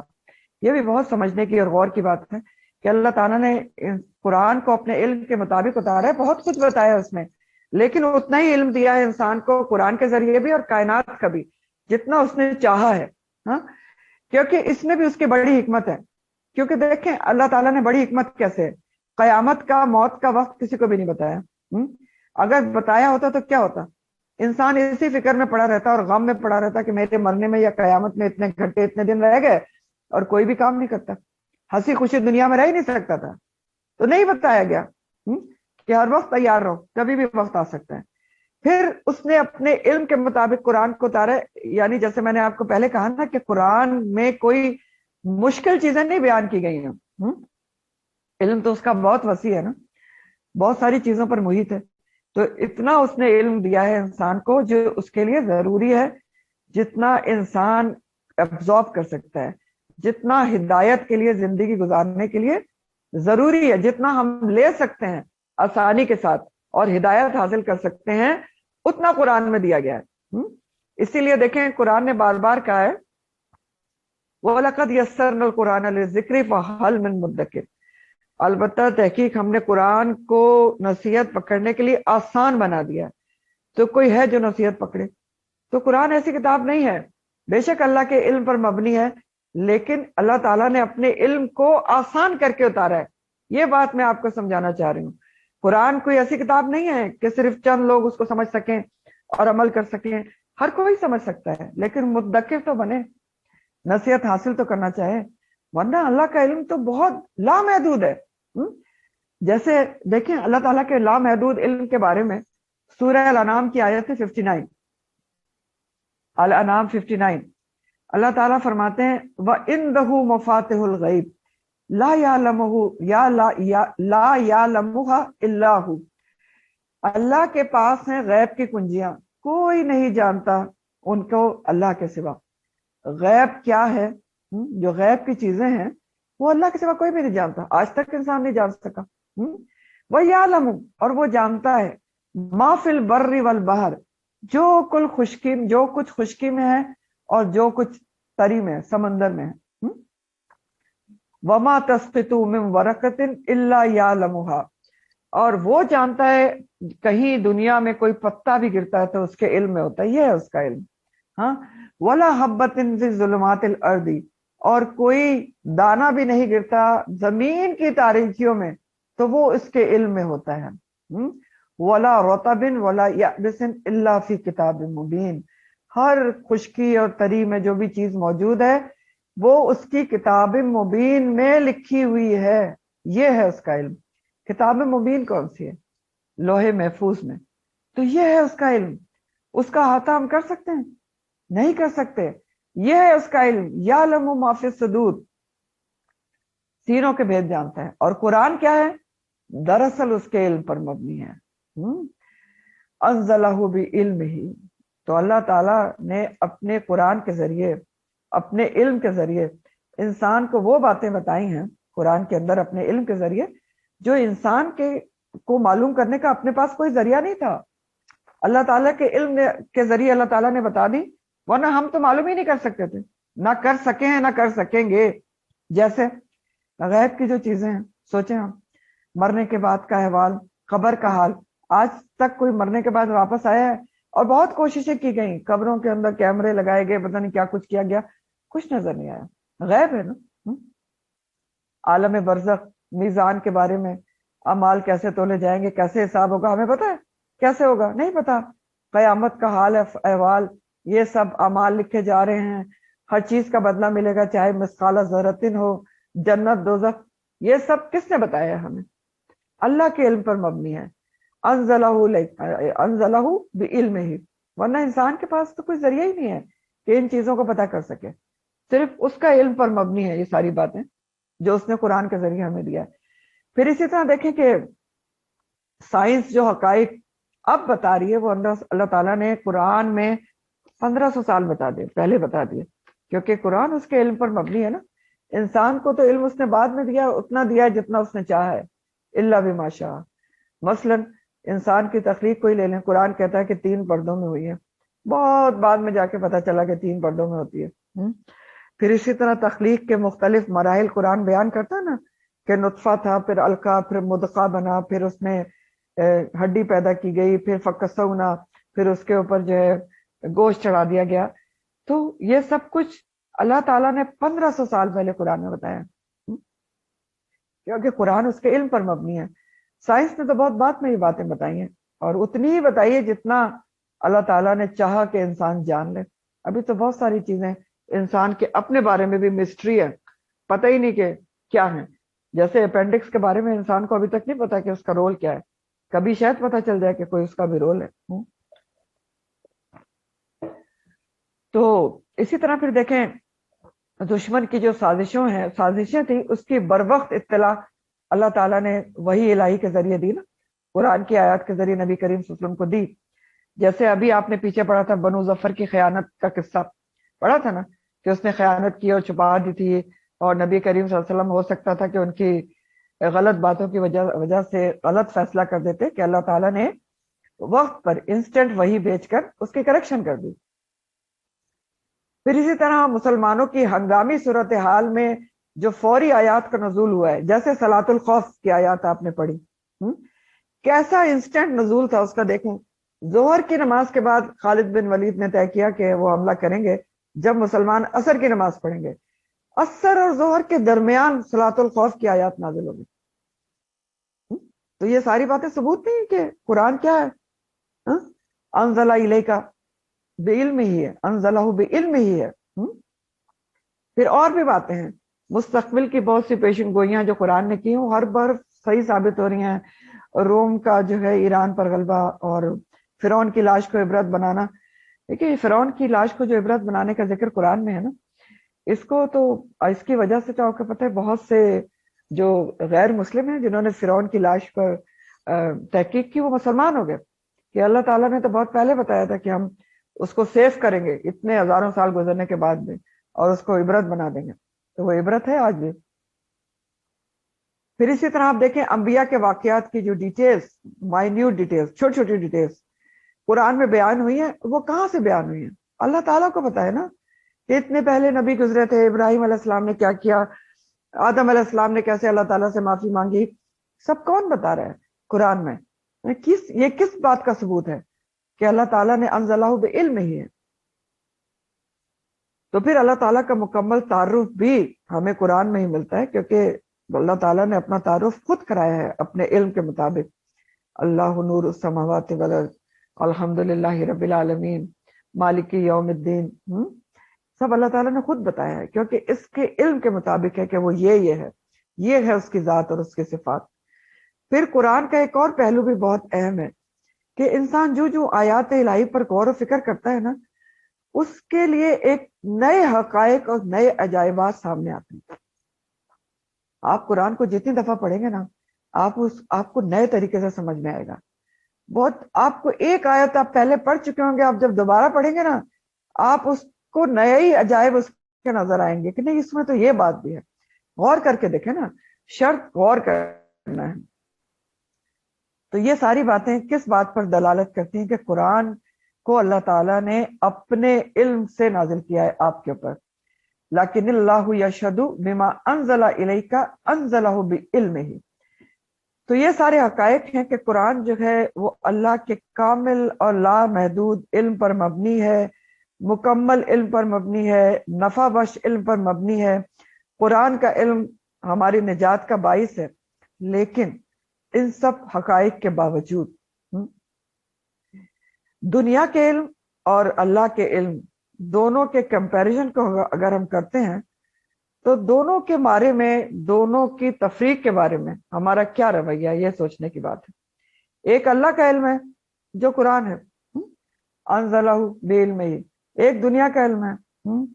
کیا ہمارا رویہ ہے دونوں کے علم کے بارے میں؟ دنیا کے علم کے لیے ہم کتنی محنت کرتے ہیں، سوچیں کتنی. ہم میں سے ہر کوئی پڑھا لکھا ہے الحمدللہ، کتنا پڑھا ہے، کتنی محنت کی ہے، کتنی زندگی کے سال دیے ہیں، کتنی راتیں جاگے ہیں، کتنی محنت کی ہے، کتنا پیسہ خرچ کیا ہے، کتنا وقت خرچ کیا ہے. اور جب اللہ کا علم ہم پڑھے ہوتے ہیں تو ہمیں تھوڑی سی محنت بھی مشکل لگتی ہے. ہم کہتے ہیں ہماری عمر نہیں، ہم کہتے ہیں ہمیں یاد نہیں ہوتا. اب ہماری عمر نہیں رہی ہے، پتہ نہیں ہزاروں بہانے ہوتے ہیں. تو ایسا ہم کیوں کرتے ہیں؟ ویسے سوچنے کی بات ہے نا. سوچے نا، ہم میں سے ہر کسی نے دنیا کا علم نہیں حاصل کیا ہے، محنتیں نہیں کی ہیں اس کے لیے. آپ نے لکھا نہیں ہے، کیا آپ نے پڑھا نہیں ہے، آپ نے تھیسس نہیں بنائے تھے، آپ نے سبمٹ نہیں کرائے تھے، آپ نے ایگزام نہیں دیے تھے، پیپرز نہیں دیے تھے. یہاں تو ہم قرآن کی بات کریں، چھوٹا سا ٹیسٹ دیں تو ہم کہتے ہیں ہم سے نہیں ہوتا. میں جو آپ کو ٹیسٹ دیتی ہوں نا، گنتی کے لوگ ہیں. یہ آپ لوگ ماشاءاللہ 250 لوگ فورم پہ موجود ہیں. اول تو کلاس میں بہت کم ہوتے ہیں، اور پتہ نہیں ریکارڈنگ پہ الحمدللہ سنتے ہو تو مجھے نہیں پتا. اور ٹیسٹ تو میرے خیال سے گنتی کے لوگ ہیں، شاید ہارڈلی 15 ہوں گے. تو ہم سے کیوں نہیں محنت ہوتی؟ سوچے نا، جگا رہی ہوں آپ کو، خود بھی جاگنے کی کوشش کر رہے ہیں کہ ہم دنیا کے لیے اتنی محنتیں کرتے ہیں، اللہ کا علم اتنا اس کے بارے میں ہم پڑھ رہے ہیں، اس کے لیے ہم سے محنت کیوں نہیں ہوتی آخر؟ جس کے ایک ایک لفظ پڑھنے پر 10 نیکیاں، اس کے لیے محنت کیوں نہیں ہوتی؟ کیوں نہیں ہوتی؟ پھر اسی طرح دیکھیں، ایک اور بھی اس میں پوائنٹ ہے کہ اگر کسی کو بتایا جائے نا، حدیث یہ کہتی ہے کہ اس چیز میں بڑا فائدہ ہے، قرآن یہ کہتا ہے اس چیز میں بڑا فائدہ ہے، تو اس طرح سے ریسپانس نہیں آتی۔ اگر آگے میں یہ بتاؤں نا کہ یہ لیٹسٹ ریسرچ یہ ہے، تو فوراً لوگ الرٹ ہو جاتے ہیں۔ تو ہم کس کو زیادہ اہمیت دیتے ہیں؟ سوچیں ذرا ہم بیٹھ کے، ایک اللہ کا علم ہے، ایک دنیا کا علم ہے۔ تو بہرحال اللہ کا علم وہ علم ہے جس کی وسعتوں، جس کی رفتوں، جس کو بلندیوں کو انسانی عقل پہنچ ہی نہیں سکتی۔ اس لیے ہمارے لیے کیا حکم ہے کہ بس ہم سمینا وہ عطا نہ کریں، کہ جو اس نے کہہ دیا اس کے پر عمل کر لیں۔ اور یہ بھی یاد رکھیں، جو کچھ انسان ایجادیں کرتا ہے نا، انوینشن کرتا ہے، وہ بھی اسی کا دیا ہوا علم ہے۔ انسان تو کچھ بھی نہیں کر سکتا۔ وَلَا يُحِيطُونَ بِشَيْءٍ مِّنْ عِلْمِهِ إِلَّا بِمَا شَاءَ، وہ چاہتا ہے تو انسان انوینشن کرتا ہے۔ تو بہرحال اس آیت میں دراصل کیا کیا جا رہا ہے؟ نبی کریم صلی اللہ علیہ وسلم کی رسالت اور قرآن کی صداقت کا ثبوت اللہ تعالیٰ دے رہے ہیں کہ تم جو بھی باتیں کرتے رہو، یاد رکھو لیکن اللہ، لیکن اللہ تعالیٰ وہ گواہی دے رہا ہے کہ جو بھی اس نے نازل کیا ہے آپ کی طرف، انزلہ بعلمہ، وہ اس نے اپنے علم کے ساتھ نازل کیا ہے۔ قرآن کیا ہے؟ اللہ کا علم ہے۔ والملائکۃ یشہدون، اور فرشتے بھی گواہی دیتے ہیں کس چیز کی؟ کہ قرآن جو ہے وہ اللہ کے علم پر مبنی ہے۔ تو فرشتے کیوں گواہی دیتے ہیں؟ کیونکہ فرشتہ ہی تو لے کر آتا تھا قرآن، اس کو بھی تو پتا ہے نا۔ اور پھر اس لیے بھی فرشتوں کی گواہی کا ذکر ہے کیونکہ فرشتے کیا ہیں؟ مدبرات الامر ہیں، اللہ کے حکم سے تمام کام انجام دیتے ہیں۔ تو ان کو پتا ہے کہ اللہ تعالیٰ نے قرآن میں کس کس چیز کا حکم دیا ہوا ہے۔ تو فرشتے جو ہیں نا، وہ سنتے بھی ہیں اور لکھتے بھی ہیں، یہ سب تو ہمیں پتا ہے۔ لکھ رہے ہیں نا کرامن کاتبین، سنتے ہیں تو لکھتے ہیں نا۔ ہمارے منہ سے ایک لفظ بھی نہیں نکلتا، ما یلفظ من قول الا لدیہ رقیب عتید، تو وہ لکھ لیا جاتا ہے۔ اور اس آیت سے یہ بھی پتا چل رہا ہے کہ فرشتے گواہی بھی دیتے ہیں اور گواہی دیں گے بھی۔ تو فرشتے بھی گواہی دیتے ہیں۔ پہلے اللہ تعالیٰ نے گواہی دی کہ اللہ کے علم کے مطابق قرآن اترا ہے، اور اگر فرشتے نہ بھی گواہی دیں تو وہ کفا باللہ شہیدا، اللہ کی گواہی کافی ہے۔ کہ اللہ تعالیٰ اگر گواہی دے رہے ہیں کہ اس نے رسول اور کتاب کو اپنے علم کے مطابق بھیجا ہے، تو اور کسی کی گواہی کی ضرورت نہیں ہے۔ اس کی گواہی سب سے بڑی ہے، اس کے بعد کسی کی گواہی کی کیا ضرورت ہے؟ سورہ الانعام آیت نمبر 19 میں آتا ہے، الانعام 19، اللہ تعالیٰ فرماتے ہیں قل ای شیء اکبر شہادہ، ان سے پوچھیں کہ گواہی کے لحاظ سے کون سی چیز سب سے بڑی ہے؟ قل اللہ شہید، آپ کہہ دیں کہ اللہ تعالیٰ کی گواہی جو ہے سب سے بڑی ہے، بینی و بینکم، تمہارے درمیان اور میرے درمیان۔ اور اللہ تعالیٰ کی گواہی کیا ہے تمہارے درمیان اور میرے درمیان؟ کہ وَأُوحِیَ إِلَيَّ هَذَا الْقُرْآنِ، کہ یہ قرآن وحی کیا گیا ہے میری طرف، لِأَنذِرَكُمْ، تاکہ میں خبردار کروں بھی ساتھ اس کے، وَمَن بَلَغَ، اور جس تک پہنچے۔ ٹھیک ہے، تو اللہ تعالیٰ کی گواہی سب سے بڑی ہے کہ اللہ تعالیٰ گواہی دے رہے ہیں کہ یہ قرآن اللہ تعالیٰ نے نبی کریم صلی اللہ علیہ وسلم کی طرف نازل کیا ہے اپنے علم کے مطابق، تاکہ وہ لوگوں کو خبردار کریں، لِأَنذِرَكُمْ بِهِ وَمَن بَلَغَ، اور جہاں تک پہنچے۔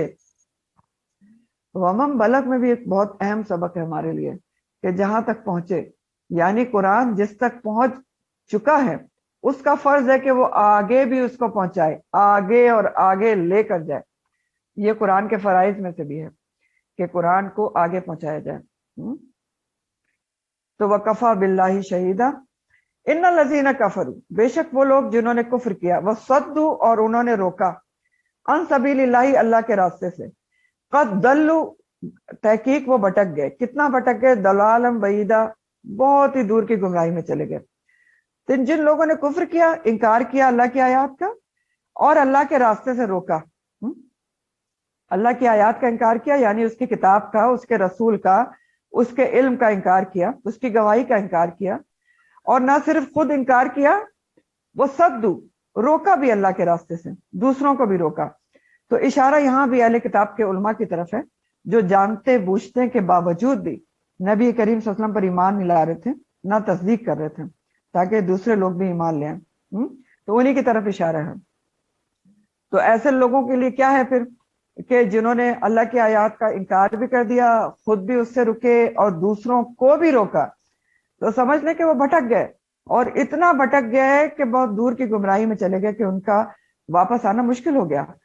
کیوں واپس آنا مشکل ہو گیا؟ کیونکہ دیکھیں ایک تو ان کا جرم ڈبل ہے، دوہرا جرم ہے نا، ایک تو خود بھی رک رہے ہیں، دوسروں کو بھی روک رہے ہیں، تو ظاہر ہے ناقابل معافی جرم ہو گیا، تو واپس آنا مشکل ہے۔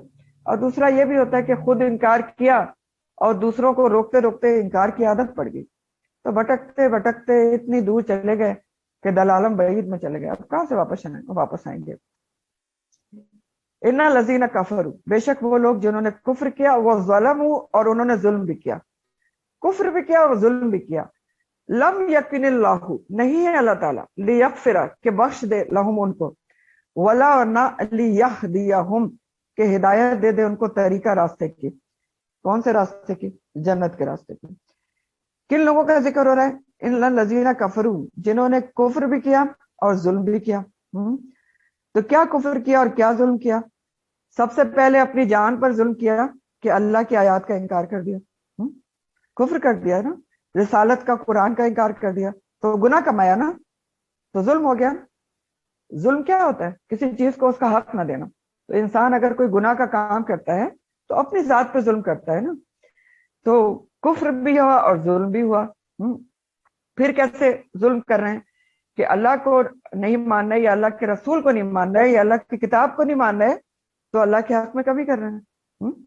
تو اس طرح بھی ظلم ہو گیا، اللہ کے ساتھ ظلم ہو گیا کہ اللہ کو اس کا حق نہیں دے رہے۔ پھر جو لوگوں کو اللہ کے راستے سے روک رہے ہیں، یہ انہی کا ذکر ہے یہود علماء کے خاص کانٹیکس میں، کہ جو نہ خود ایمان لا رہے ہیں، لوگوں کو بھی روک رہے ہیں حق نہ بتا کر، تو یہ لوگوں کے ساتھ ظلم کر رہے ہیں کہ اگر بتاتے تو وہ ایمان لاتے اور جہنم سے بچ جاتے۔ تو ایسے جو لوگ ہیں ان کو اللہ تعالیٰ دنیا میں ان کے لیے ہدایت کا سامان نہیں کرے گا، ان کو جنت کا راستہ نہیں دکھائے گا، اور آخرت میں کیا ہوگا؟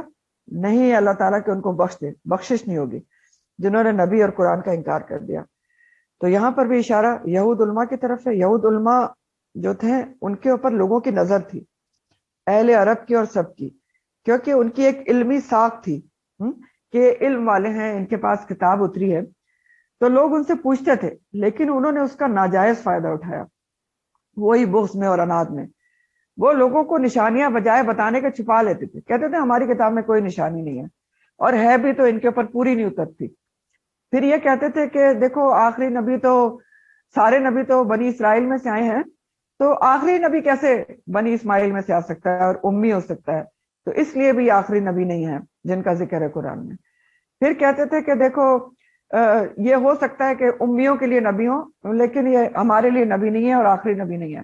تو بہت ساری باتیں کر کے الٹی سیدھی لوگوں کو اللہ کے راستے سے روکتے تھے، تو ظلم کرتے تھے۔ اگر بتا دیتے تو بہت سارے لوگ ایمان لے آتے۔ تو ان کے اس اللہ کی راہ سے روکنے کی وجہ سے اور رکنے کی وجہ سے یہ تھا ان کا ظلم اور یہ تھا ان کا انکار۔ اس کی وجہ سے کیا ہوا کہ ان کی مغفرت اور ہدایت کی کوئی امید نہیں۔ نہ اللہ تعالیٰ دنیا میں ان کی ہدایت کا سامان کرے گا، کیونکہ وہ خود ہدایت چاہتے ہی نہیں نا۔ لیادیم طریقہ، وہ ہدایت کے جنت کے طریقے پہ راستے پر چل ہی نہیں رہے، طریق راستے کو کہتے ہیں نا۔ تو جب خود نہیں چل رہے تو پھر کیسے اللہ تعالیٰ ان کی ہدایت کا سامان کرے گا، اور کیسے مغفرت ہوگی؟ جس راستے پہ چل رہے ہیں نا، پھر پہنچے گی بھی اسی جگہ جس راستے پر وہ چلنا چاہ رہے ہیں اور جس راستے پر چل رہے ہیں۔ تو کس راستے پہ چل رہے ہیں؟ جہنم کے طریقے پہ راستے پہ چل رہے ہیں، انکار کر کے، نشانیوں کو چھپا کے، نہ خود ایمان لا رہے ہیں نہ ایمان لانے دے رہے ہیں۔ الا طریقہ جہنم، جہنم کے طریقے کے اوپر چل رہے ہیں، راستے کے اوپر چل رہے ہیں۔ تو جس راستے پہ چل رہے ہیں وہیں پہنچیں گے، جہنم میں پہنچیں گے، خالدین فیہا، ہمیشہ رہنے والے ہیں اس میں، ابدا، ہمیشہ ہمیشہ، ہمیشہ ہمیشہ جہنم میں رہیں گے۔ تو یہاں اور وَكَانَ ذَلِكَ عَلَى اللَّهِ يَسِيرًا، اور یہ بات اللہ تعالیٰ پر بہت آسان ہے۔ کون سی بات؟ اللہ تعالیٰ پر بہت آسان ہے۔ یہ بات اللہ تعالیٰ پر بہت آسان ہے کہ جو جس راستے پر چلنا چاہتا ہے जिस रास्ते के ऊपर स्टेप लेना चाहता है अल्लाह ताला उसको उसी रास्ते पर चला देते हैं। हिदायत के रास्ते पर चलना चाहता है उस पर चला देते हैं, जहन्नुम के रास्ते पर चलना चाहता है उस पर चला देते हैं। चॉइस तो हमारे पास होती है ना, सिलेक्शन हमारे पास है। पहला स्टेप खुद लेना है। तो अल्लाह ताला के लिए फिर ये बहुत आसान है कि आप किस रास्ते पे चलना चाहते हैं वो रास्ता उसके लिए आसान कर दिया जाता है। और यहां से ये भी पता चल रहा है कि रास्ते दो हैं। एक क्या है, जन्नत का रास्ता है, वला लियहदीहुम तरीका, और एक क्या है, इल्ला तरीका जहन्नमा। चॉइस हमारे पास है, जिसको चूज करेंगे उस पर चला दिया जाएगा और फिर वहीं पर पहुंचेंगे जिस रास्ते पर चलेंगे। फिर अल्लाह ताला फरमाते हैं या अय्युहन्नासु, ऐ लोग, ऐ सारे लोगों। अब यहाँ या अय्युहन्नास से खिताब है, सारी दुनिया के लोगों से। क़द जाकुमुर रसूल, आ गया है तुम्हारे पास अर रसूल, नबी करीम सल्लल्लाहु अलैहि वसल्लम, खास रसूल, बिल हक, हक लेकर, मिर रब्बिकुम, तुम्हारे रब की तरफ से। ऐ लोगों, तहकीक ऐ सारी दुनिया के लोगों, तुम्हारे पास रसूल आ गए हैं हक लेकर तुम्हारे रब की तरफ से। फामिनू, बस ईमान ले आओ, खैरल लकुम, बेहतर है तुम्हारे लिए। अब ये एक हतमी और इख्तितामी बात की जा रही है। अल्लाह ताला ने हर तरीके से समझा दिया ना। अब ये फाइनल वर्ड्स हैं, हतमी अंदाज है, तमाम दुनिया के लोगों से खिताब है। या नास से क्यों खिताब है? क्योंकि नबी करीम सल्लल्लाहु अलैहि वसल्लम की रिसालत किसी एक दो, किसी एक उम्मत, किसी एक मखलूक के लिए नहीं है, रहमतुल लिल आलमीन है। आपकी रिसालत पूरी दुनिया की तमाम मखलूकात के लिए थी।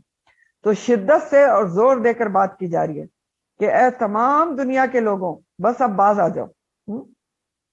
बहुत तुमने हुज्जत और कट हुज्जतियां और बहसें और इनकार कर लिए, अब समझ जाओ बात को।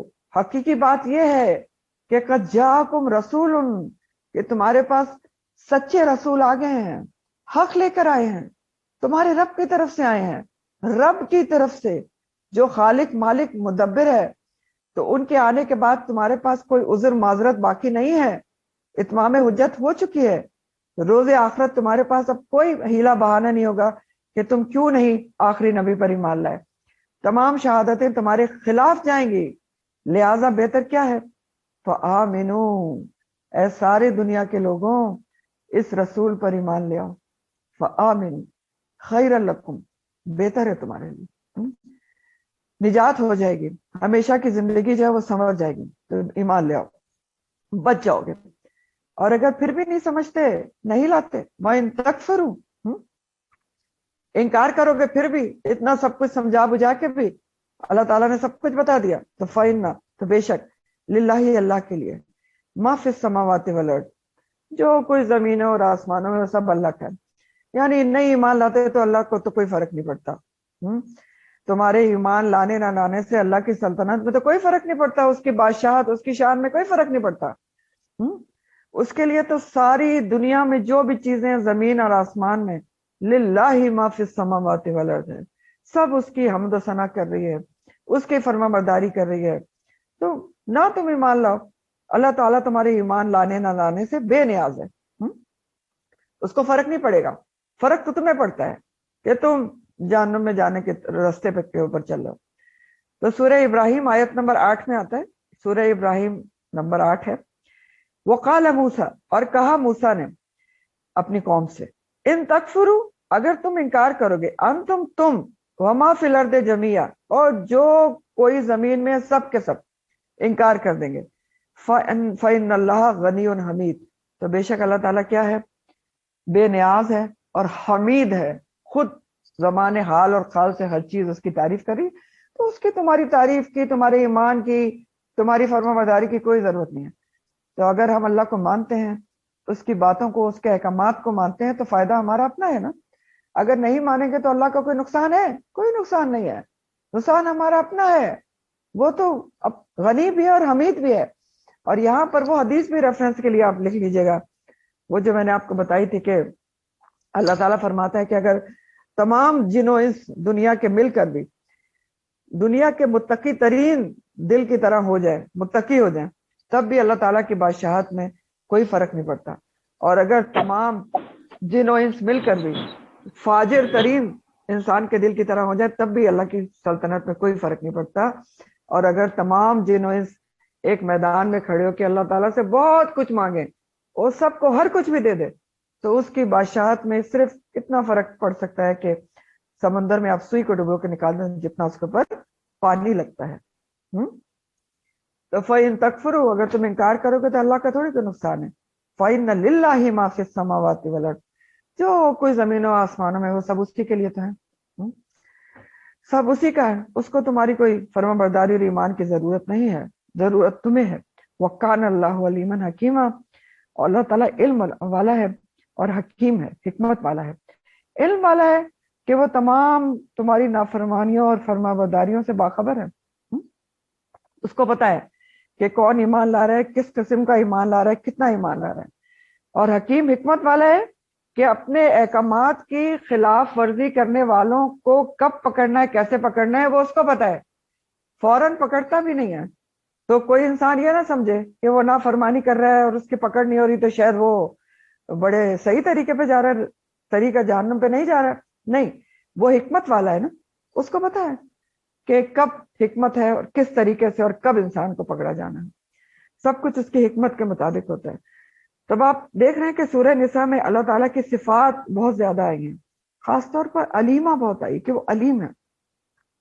اگر صرف اس صفت کو اللہ تعالیٰ کی ہم دل سے مان لیں نا، راسخ کر لیں کہ وہ علیم ہے، کہ اللہ تعالیٰ کہہ رہا ہے کہ وہ ہر کچھ جانتا ہے، دلوں کے بھید بھی جانتا ہے، علیم بذات الصدور ہے، خیالات اور احساسات کو بھی جانتا ہے، تو صرف اس صفت کو دل میں اتارنے سے ہم گناہ سے بچ سکتے ہیں۔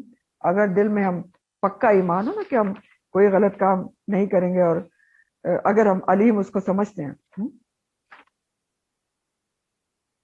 تو ہم اس ساری چیزوں سے بچ سکتے ہیں۔ اچھا، ایک کوئی سبق میں نے بتانا تھا، میں دیکھ رہی ہوں، میں آپ کو شاید مس ہوا ہے، میں دیکھ کے آپ کو بتا دیتا ہوں۔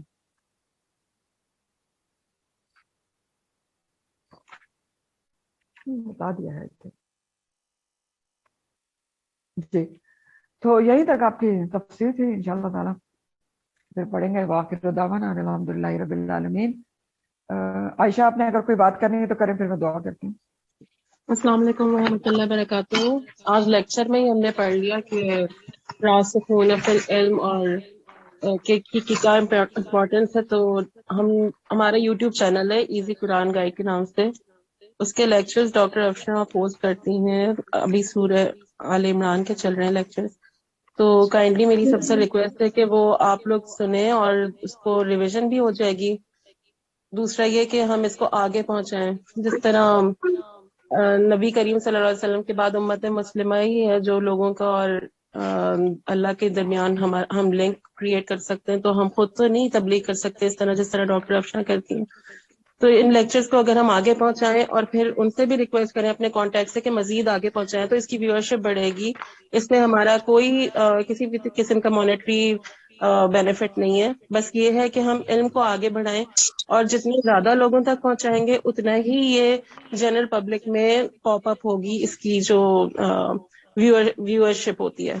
تو کائنڈلی میری سب سے ریکویسٹ ہے جو بھی یوٹیوب کے لیکچرز اپلوڈ ہوتے ہیں آپ سب لوگ اس کو پلیز سنیں اور مزید آگے پہنچائیں، اور ان سے بھی کہیں کہ وہ آگے پہنچائیں، تو ہی یہ تبلیغ اس طرح آسان ہو سکتی ہے ہمارے لیے، ورنہ تو پھر یہ ہم ہی تک محدود رہ جائے گا۔ بس یہ میری ایک ریکویسٹ تھی۔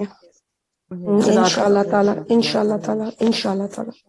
سبحانک اللہم آپ لوگ خود اس وبحمدک۔ پہ دیکھ سکتے ہیں کہ صرف 23 25 ویوز ہوتے ہیں، اور ہم لوگ اگر 50 بھی جی ہیں جی تو ہم میں بھی یہی دیکھ رہی وہ ہوتی اتنا ہوں مجھے جی۔ افسوس ہوتا ہے دیکھ کے کہ ہاں اگر 20 عائشہ، ہم تو کوشش 50% تو ہے یہاں کرتے پہ ہیں تو کہ پھر جی ہم کوشش ہی کر سکتے ہیں نا، اب کسی کو انگلی تو کسی کی دبا نہیں سکتے، کر دیتی ہوں، میں تو خود فارورڈ کر دیتی ہوں اپنے گروپس میں، تو انشاءاللہ تعالیٰ جی اور کروں گی، اپنی فرینڈ سے کتنا ریکویسٹ کروں ٹائم گی ہم بھی یوٹیوب اسٹیٹس پہ پہ ویسے ہی رکھتے ہیں اسپینڈ کرتے ہیں، تو اپنے گروپ میں انشاءاللہ اگر تعالیٰ۔ تھوڑا سا پوسٹ ٹائم اس پہ اسپینڈ ہو جائے تو پھر جی جی انشاءاللہ تعالیٰ، انشاءاللہ جی تعالیٰ، جزاک اللہ انشاءاللہ۔ اللہ تعالیٰ جو ہے السلام نا علیکم ڈاکٹر صاحب۔ یہ جو ہے نا یہ دین کی نشر و اشاعت میں آتا ہے، ٹھیک ہے، جی جی بالکل دین ٹیچر، کی بالکل نشر و اشاعت ہے، اور یہ جی، جو بھی کرے گا اس کو فائدہ ملے گا، ٹھیک اس ہے، کو جی ظاہر آپ ہے ٹیچر اس کا جی ثواب ملے گا دین ڈیفینیٹلی، کی جی نشر و ٹیچر اشاعت میں آپ اس کو السلام کسی کو علیکم بس ڈاکٹر صاحب، یہ جی جی ہماری فیملی میں ایک ڈیتھ ہو گئی ہے طلعت ناصر کے نام سے، ہاں ہماری بھابھی تھی تو وہ ان کی دعائیں مفت پلیز کرا دی گا. میرا وہ موبائل عالمہ اور کدھر ہے؟ مسئلہ تھی ماشاء اللہ. اچھا ابھی بس بات چیت ہماری نہیں ہوگی اور کیونکہ ابھی میرے کلاس چل رہی ہے. ہم کائنڈلی ابھی آپ مائکس آف کر دیں. ابھی کلاس چل رہی ہے, مائکس آف کر دیں. جی میں کرا دیتا ہوں. اعوذ باللہ من الشیطان الرجیم, بسم اللہ الرحمن الرحیم. اللہم اغفر لہا ورحمہا, فیمیل ہے نا, اللہم اغفر لہا ورحمہا وعافیہا واعف عنہا واکرم نزلہا ووسع مدخلہا واغسلہا بالماء والثلج والبرد ونقها من الخطايا كما نقيت الثوب الأبيض من الدنس وأبدلها دارا خيرا من دارها وأهلا خيرا من أهلها وزوجا خيرا من زوجها وأدخلها الجنة وأعيذها من عذاب القبر ومن عذاب النار. آمين يا رب العالمين. سبحانك اللهم وبحمدك نشهد أن لا إله إلا أنت نستغفرك ونتوب إليك. سبحان ربك رب العزة عما يصفون وسلام على المرسلين والحمد لله رب العالمين. آمين يا رب العالمين. السلام علیکم ورحمۃ اللہ وبرکاتہ.